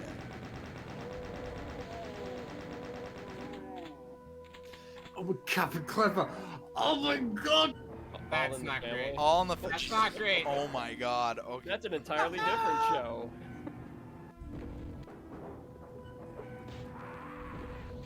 Well, context matters. Did I save? I don't think I saved this entire map. I didn't save this. Did I save? Hold on. I don't think you saved. I did save. We're good. Oh, okay. Oh, right before the run out. Okay. Yeah. No, I'm like I didn't even like JoJo. Yeah, that's I've because been meaning to do more like anime indoors of my own. My friends. watch Divine Gate. Be baffled. Oh. watch Charlotte be I don't know baffled. what that is. Charlotte's not an Thank you. endure. Charlotte's an enjoy. They're different. Can you- Yeah, I don't know. I Divine fucking. It's kind of like a EV. mix. 2016, is this the one? Divine Gate 2016, yeah. I don't remember a lot that happened in it. I just remember that we were constantly confused that, like, a guy meets his dead dad, and then his dead dad immediately sacrifices himself. It's What? so good, actually. just constantly, just things happening in it that's like, what the fuck is going, like, why, what, why did that happen? This doesn't make any sense. Where are you going with this? Who are you? No. They thought he was dead. Then they found out he wasn't dead. He was just trapped in, like, the death dimension. And then he immediately sacrifices himself and dies for real, like, 3 seconds after reuniting with his son. Good. Excellent. Divine Gate. I think the next thing on my friend Nine's watch list is actually something pretty good. I'm gonna watch Vinland Saga at some point. I hear that having a divine gate allows you to walk on water. Divine Gate is a 2013 Fucking Japanese smartphone game developed by Acquire for iOS and Android devices. Yeah, and there's an anime in 2016. An anime television series adaptation by Pierrot aired from January 8th, 2016 to March 25th, 2016. Oh, that short, huh? Yeah, it's just lots of shows just have single Oh, season yeah, runs. no, a lot of anime is like 13 episodes, dude. Right. Yeah, It's So, one of the like, things that I will give them credit for is they know how to just end. Just like, here's the thing. We're gonna Which move on to I the know, next I thing know in is 3 kind months. of hilarious thinking about like, really they end given insert any of the longer running things here, One but Yeah, they Piece, end unless they're One Bleach. Piece. like I don't know, there's way more of that in other media, like fucking The Simpsons is still a thing, even though it hasn't been anything anybody's enjoyed for. Well, I think the secret is that like Western things tend to make more money. Yes, that is. Anime Be is right like back, 1 second. so fucking. There's a lot of very niche things in anime. Yeah, but like anime is just so fundamentally broken as an industry. Making money is so fucking difficult. Yeah. It's like you go to the fucking TV station, like, here, we have an anime. How would you like it if we pay you to let you fucking air this for us? No. You don't pay us for the show so that people will watch the adverts. No, we pay you. Yeah, That that's is a a bit good, fucked. good industry. And like, you routinely get, an anime again is like having a call out for literally anybody and their dog who knows how to draw because they're fucked. Let me Like- see. Anime feels like an industry on the verge of collapse. Oh. It's holding it's holding itself together at the seams and like nothing else. Let me see the plot. The living My heavens throat and is just underworld. shredded. The living heavens and underworld become connected after a divine gate is opened, ushering in an era of chaos where desires and conflict intersect. Only when the World Council is formed are peace and order restored and the divine gate becomes an urban legend. In that world, boys and girls deemed fit by the World Council are gathered who aim to reach the gate for their personal objectives. Those who reach the gate can remake the world and even the past or future. Already, the plot synopsis seems all over the place. I just hear the word gate and I think of the other gate anime. Which I gate? know it exists. A fucking. Whichever's the one where it's like you've got fantasy shit alongside the military dudes. I don't know what that is either. One that's basically, oh, here's a similar premise to the fucking recent Monster Hunter movie that exists for some reason. Fucking Monster Hunter movie. Why would you? Mm. Forgot that existed. I haven't watched it. I I'm might not watch it going with to friends. watch it, I might no. watch it with friends because like they dragged me into playing Monster Hunter World recently. It's pretty fun. But if anything, that sets me up for extra pain when watching the movie because it's gonna be fucking entirely unrelated. And yeah, Alter, it's that gate. Apparently has 2 seasons. I was not aware of this. Oh, military dude who fights alongside a lolly with an axe. I think that we watched a few episodes of that and then dropped it for being not very good. Oh yeah? What did you drop for not being very good? I think that's called being a coward. I'm gonna watch all of it. What It is was this? a show in which like a normal gruff military guy did buddy cop shit with some lolly. Oh, Alice After, like- and Zorro? Like a Oh. fucking gate opened between Oh, worlds. no, I've seen that. I know exactly what you're talking about. It's like a... Like we stopped because it wasn't very interesting. No, I like that show. I remember liking that show. What was that show called? It's Okay. it's gate something. Synonyms: gate. Thus the JSDF fought there. I guess. Fucking post. Unless I'm thinking of a different Link. fucking gate anime. I don't know which gate you're thinking. I'm thinking of this one. Does this look like the one?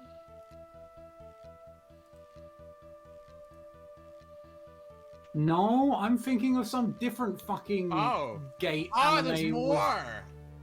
When did this? Copcraft. This was Copcraft is what 2015. you're thinking of. Dumb fucking. There's too many. Why are there multiple animes which involve like buddy cop teaming up with some gruff real world dude and some lolly? Copcraft was Because- okay. Japan? I gave Copcraft a Because 6. Copcraft was okay. We didn't really. I don't know. Sarah and Heather are real fucking tough customers when it comes to anime. Jesus fucking yeah? Christ. I don't consider myself all that difficult to please personally, but I am There's some shit out immensely difficult to please when it comes to anime. I'm always like, oh come on, give it another episode. No. I hate all the characters. I'm also the I hate type of them person as- to just willingly watch shit just because it still might be interesting. I will say I absolutely loved Mob Psycho 100. Oh yeah, that's that's, so good. that's super good. I don't know. Compared to Have you them, seen though, I have a the far countdown lower. on Twitter? Or they count up, I guess.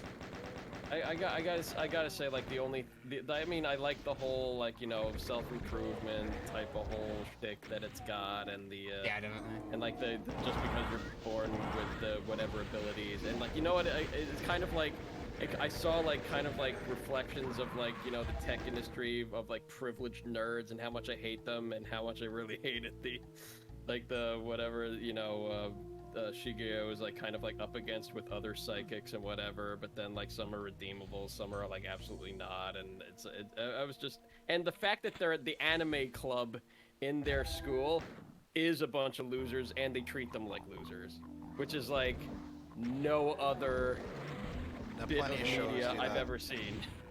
Plenty of shows do that.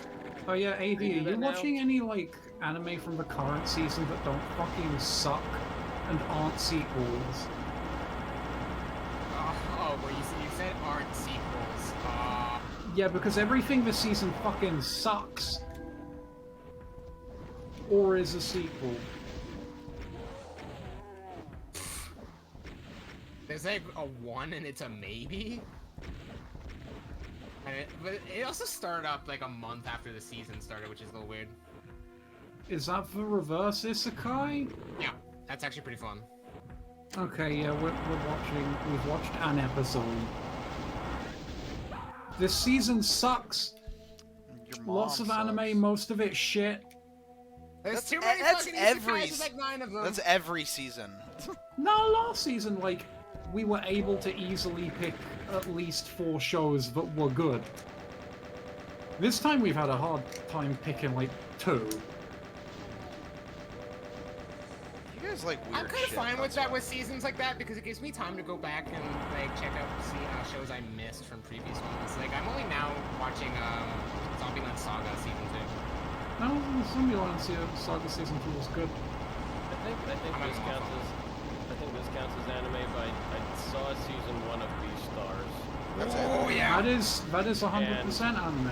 and I'm hesitant to watch season 2 because I'm just like, I don't know. Season 1 was This My fight- friends didn't this like fight's season actually 2. great.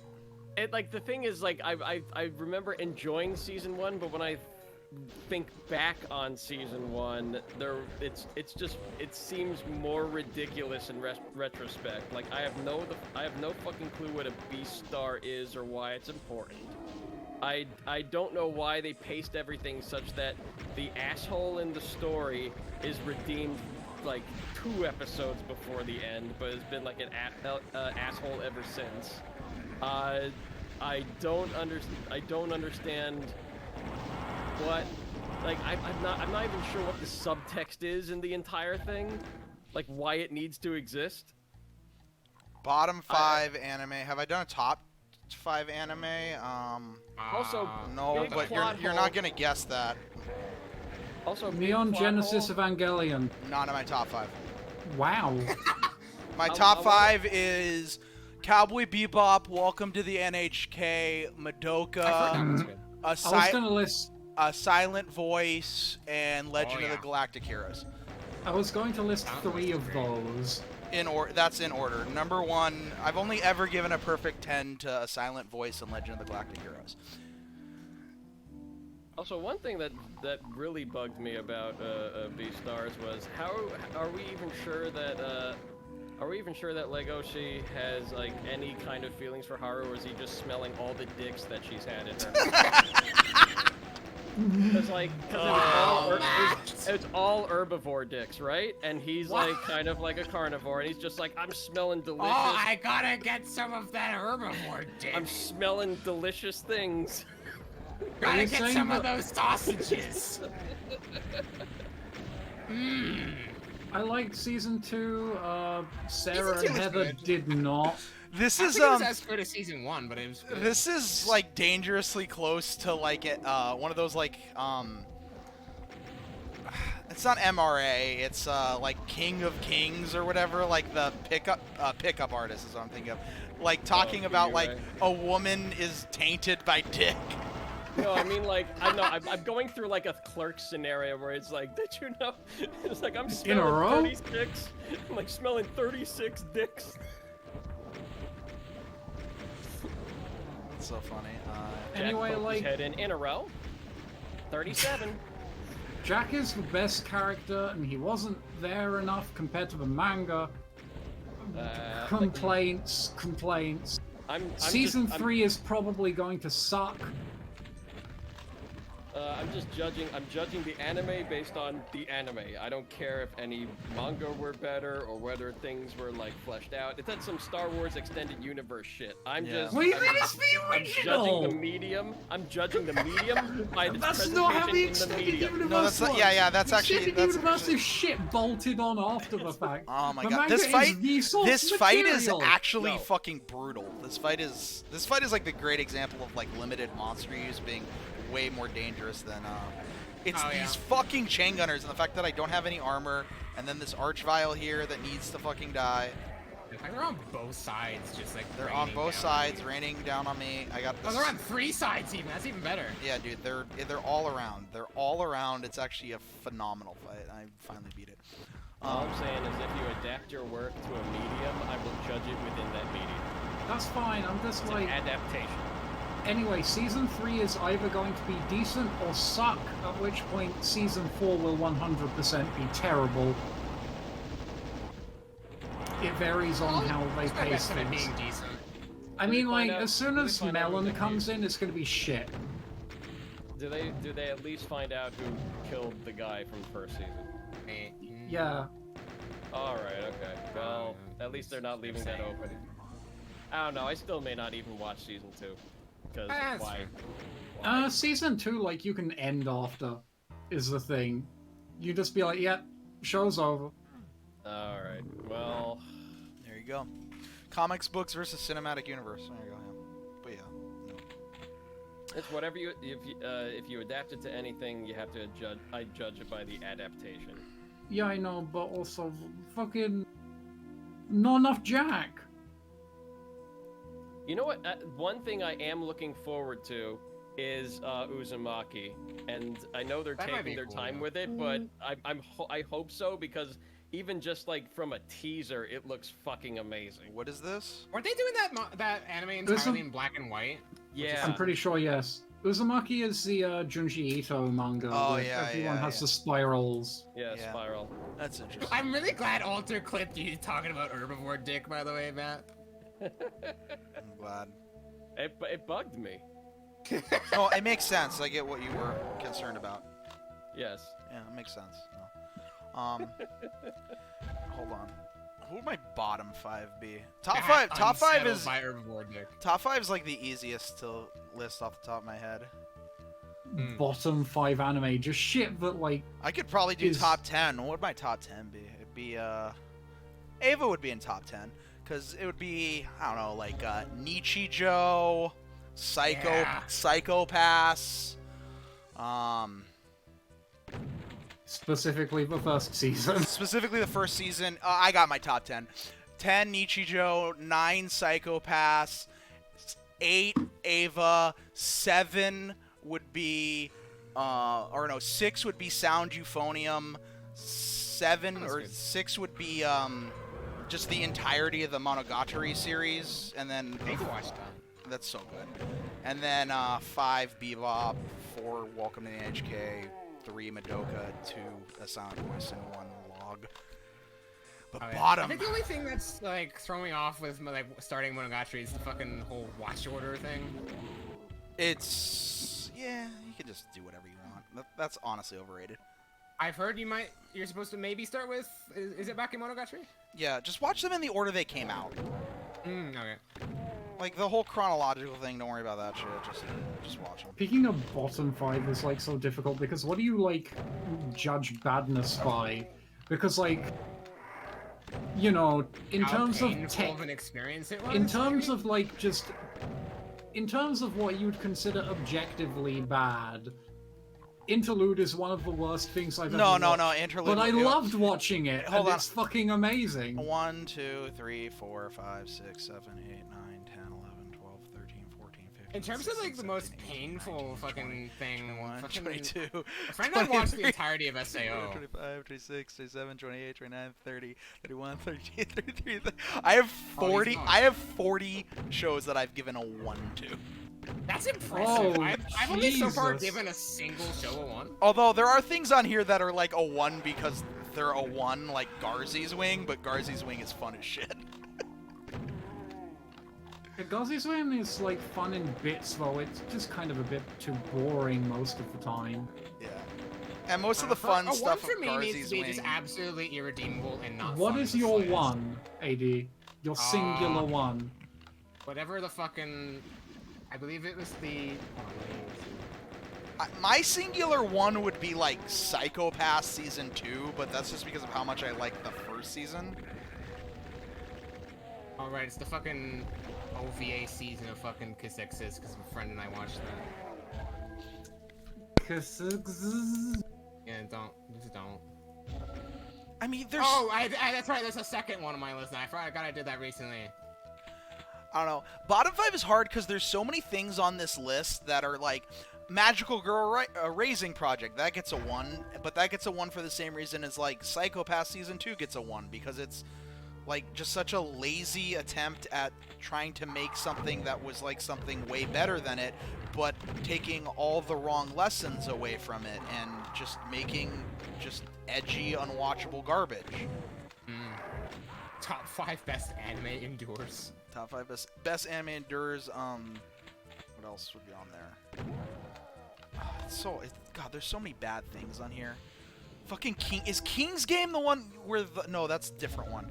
And the problem is there's so many bad shows that like I mix up. Like, is King's Game the one where the guy has to fucking rape his best friend's girlfriend or he's gonna die? Or is King's Game the one where that's a thing that happens? Or is King's Game the one where a lady has to watch a dog eat a plate and a fork? Oh, what? Sure, why not? Because there's multiple... Both They both did happen, they just happen in different shows, because there's multiple terrible psychopath forces people to do things in death game shows that involve a magical device that forces people to do things or die. So it sounds like Saw-ish. It's but like not. Saw, except instead of Saw, you're being controlled by a smartphone app. Oh, God. Oh, I feel like I've heard of King's Game or whatever the fuck I that think is. the worst anime I may have watched with the group would probably be fucking Babylon, where the woman had the pussy that could hypnotize people. No, Or but that's whatever like the fuck. that's real life though. Yeah, that's real life. She like gave off a scent that. Oh made God, I forgot about people- God, there's so many things on here like Servamp and Psychic Wars. Oh, Handshakers, Jesus fuck. Okay, no, I've heard things about that. Okay, actually, I have my bottom 5. My bottom 5. His name is like, what the fuck? Okay, my bottom 5 are all shows that are production garbage, nigh unwatchable because of severe pacing issues, either way too fast or way too slow. Dragon Ball Z, nice. No, I love. You know what? No, fuck you. It succeeds in spite of its flaws. Yeah. Okay, the worst anime I've ever seen is Hyaku Hoshin Engi, which condensed an entire like 30-volume manga into 26 episodes. Okay, then what the? Wow, not even What about Cypher for Video, which condenses a bunch of volumes of manga into 26 fucking minutes? Okay, but Cypher the Video is at least so condensed that I it's love Cypher for Video it's so much. completely baffling and incomprehensible. So that's whereas just everything about HHE is just a disaster. That the entire time we were watching it, I know that I made you and Heather and Sarah all watch an episode of it. You all were just so fucking baffled that this thing existed. It's a disaster of a production that is just. Well, you like watch it like at the same time, like in that like the kind of like. Yeah, I'm wondering like what about this is I want in on this shit. I want to hear the wanna rest suffer. of the 5. Anyways, the best way to describe HHE is if an entire show was only recap episodes for a show you haven't watched. Oh my god. Okay, that's the kind of pacing I'm talking about. The art is terrible. Christ. The character designs are terrible. I know that there's a lot of fans of the original like work, but it's just unwatchable, and it's so bad. So that's probably my number 1. And then End Ride would be my my number 2. End Ride's the kind of show where like even if you're the kind of person who gets to say I did it, there's no I did it with End Ride. Like you get nothing. There's no reward That rocket, that was good. for watching End Ride. Yay, there's just no reward. It's an isekai. I struggle to remember the plot. Like, the thing about End Ride is things happen in the show. Like, there's definitely a plot and things happen, but somehow nothing happens in the show, if that makes any sense. Oh, yeah, I kind of get it though. Like, there is ostensibly a plot and characters and maybe even character arcs, I think, but nothing happens in End Ride. You think? There might be character arcs and development, possibly. Like, in the most basic... It's difficult to discern. It's in the most basic conceptual sense, in the same way that, like, a movie, no matter what movie, always will technically have a start and an end. That's kind of like End Ride. Like, conceptually, a show exists, but if you watch it, there's no, like, you get nothing out of it. It's like... There's no calories. There's no anything in the show across 26 episodes that there's nothing. Okay, it's the epitome of worthless, boring. There was no point in watching this. At no point did you. I love horizontal auto aim. It's really being my best friend right now. That's now 2 amazing auto aim rocket deaths. Firing rockets in a hallway is just so dangerous sometimes, even though you have a free and clear path directly in front of you. So yeah, that'd be number 2. God, dude. Green Gang Girls. Oh god, Clockwork. There's too many. Angel Drop, Bikini Warriors, Conception. It's Conception the one God. where fucking 12 women try and get a guy pregnant? Or that's the try and get a guy pregnant? Oh no. Trying to get a guy pregnant? Oh no, sorry. It's they're They're trying. trying really hard, okay? I was just like, okay, Japan, whatever. Let's just go this way now. It's anime, let it pass, let it slide. They're trying to get him to get them pregnant. Sorry. Oh, okay. I don't know if that would make the list. Handy Piece, no. Conception, please give birth to my child. Yeah. It's bad. Conception, ore no kodomo o undekure. It's bad. It's very bad. Okay. No, I'm pretty sure that's the one where he literally like has to save the world by getting those 12 women pregnant. Like how like this just feels more like fan fiction. This is It's based on a PS4 game. I do. Or It rather, is. fucking. or rather it's Alright. based on like some PlayStation game that got a remake for PS4. Yeah. Wasn't it like it might have been like a Vita game? PSP. PSP? Fucking same thing. So I got a question. yeah. Is therapy a thing in Japan? Yes. I hope so. Because, like, I'm like, or do they speak through art? Because there's a whole lot of crazy-ass anime out there that I'm just like, would this ever be produced in any other country? Probably not. That's kind of what I love about it, though. Yeah, You all get it's all this very crazy it's bullshit very that can't outsider exist art. anywhere else. Yeah. Yeah, I guess, yeah. It's not outsider art. It's outsider art to us. That's not how that works. It Yeah, is. that's Deal not with what it. that term It's means. just- Yeah, now, that isn't how shitlord. that is not exactly how the term does work. You but know what? You know what? You know what it also is? It's emergent gameplay. It's emergent gameplay. It's emergent anime, yeah. Emergent animation. Isekai is emergent gameplay from living in late capitalist Japan. Oh god. Yeah, there you go. See, this list is so hard. Psychopaths 2 and School Days, maybe, but it's...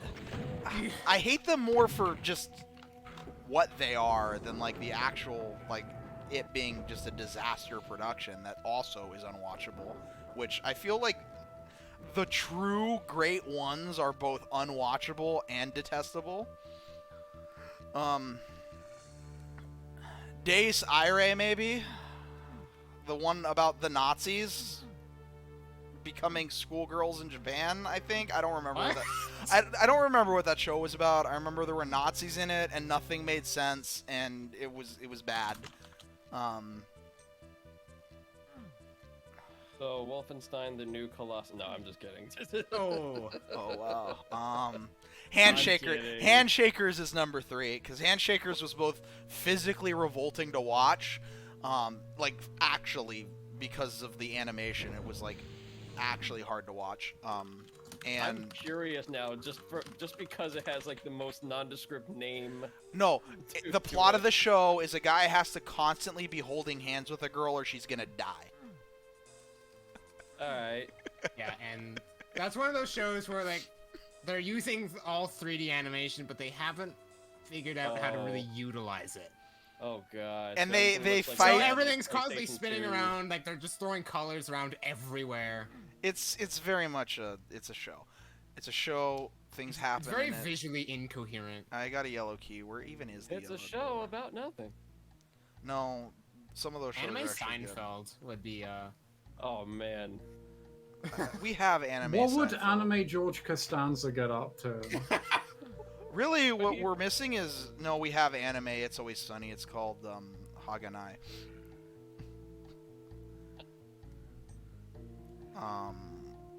Or however that show is pronounced. Terrible people doing terrible things. The show. I fucking hated Haganai. You hated Oh, yeah? terrible people doing terrible things? I fucking I don't know what hated that Haganai is. show. I love that show. How do you hate that show? And all of the... Every I character is a detestable person. Like, Yeah, but like, I 100%. didn't find them fun detestable. Come on, I've heard of this. I just found them, like, annoying. So it's, Uncut Gems, the anime? Yeah, but none of them had a Oh, this fun is New cool. York accent. They were talking like this, and fuck you! And they They didn't weren't even have doing that. Judd Hirsch either.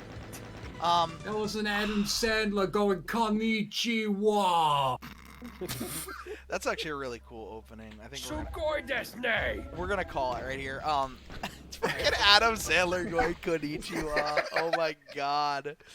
Oh my god. We talk about the Yatta! dumbest shit. Okay, what the fuck is an isekai? Oh, that's already been explained. There should be a show called Hand Washers. Isekai is like the most prevalent and also the most just bankrupt and overdone and just fucking awful genre. Very little of it is good, I would argue. Very little of it is Somebody good. gets teleported to a different world through whatever means. Be There, it just there's- closing their eyes or fucking getting hit by a car and dying, they are now in a different world. Okay, what so- happens varies. what happens is almost always the same. So generic guy A, who's almost always like a failure in society and would like be a stand-in for average male Japanese like anime watcher guy, He goes to another world where suddenly he's the most baddest, biggest, like, wish fulfillment thing ever. And then just progressively through the years, it's gotten more and more in that to where we went from, and then he makes a harem. And now he has slaves, and that's the new hot thing, is he has slaves. And just everybody has slaves, and there's always slaves, and it's really unfortunate because even ones that are, like, interesting, it's like, yeah, cool, this is interesting because the guy's kind of a dick, and he's a dick because society's a dick to him, but, you know, you gotta get over the fact that his cute raccoon girl is a slave, and that's bad. You know what? I want. Which I want show one is of that? those. That's Shield Shield Hero. Ugh. You know, I That want. one started off okay, but then I kind of just lost interest. I want one of those things where it's like, okay, this guy's a loser in the real world, but then yeah, he gets hit by a car and he goes to another dimension where he's an even bigger loser. Yeah, that's called Konosuba. It's amazing. I would Konosuba's say that's great. kind of called ReZero, but yeah, Konosuba works too. Konosuba, yeah, he's a Subaru loser. is the biggest fucking shithead I hate. Darkness is best. Konosuba, he goes to another Konosuba's world, a lot of fun. but he uses his one wish that he gets before he goes to another world to make the goddess granting him wishes go with him. Just out of spite. And then she's just endlessly bullied, and he's endlessly a loser, and just everyone sucks, and they just can't accomplish anything in their lives because they're losers. But then they get a mansion because it's haunted, and they accidentally piss off a Death Knight by blowing up his castle every day for a year. Just shit like that. Like, it's just like them being just terrible people. Yeah. See, I like Them Konosuba. They're succeeding like through fun. accidentally doing the right thing is great. Yeah. No, it's great. But yeah. Anyways, everybody have yourself a great night and enjoy Have a yourselves. good night. Goodbye. Take care, watch Later. an See ya. anime or something. Bye. Yeah, bye. Bye.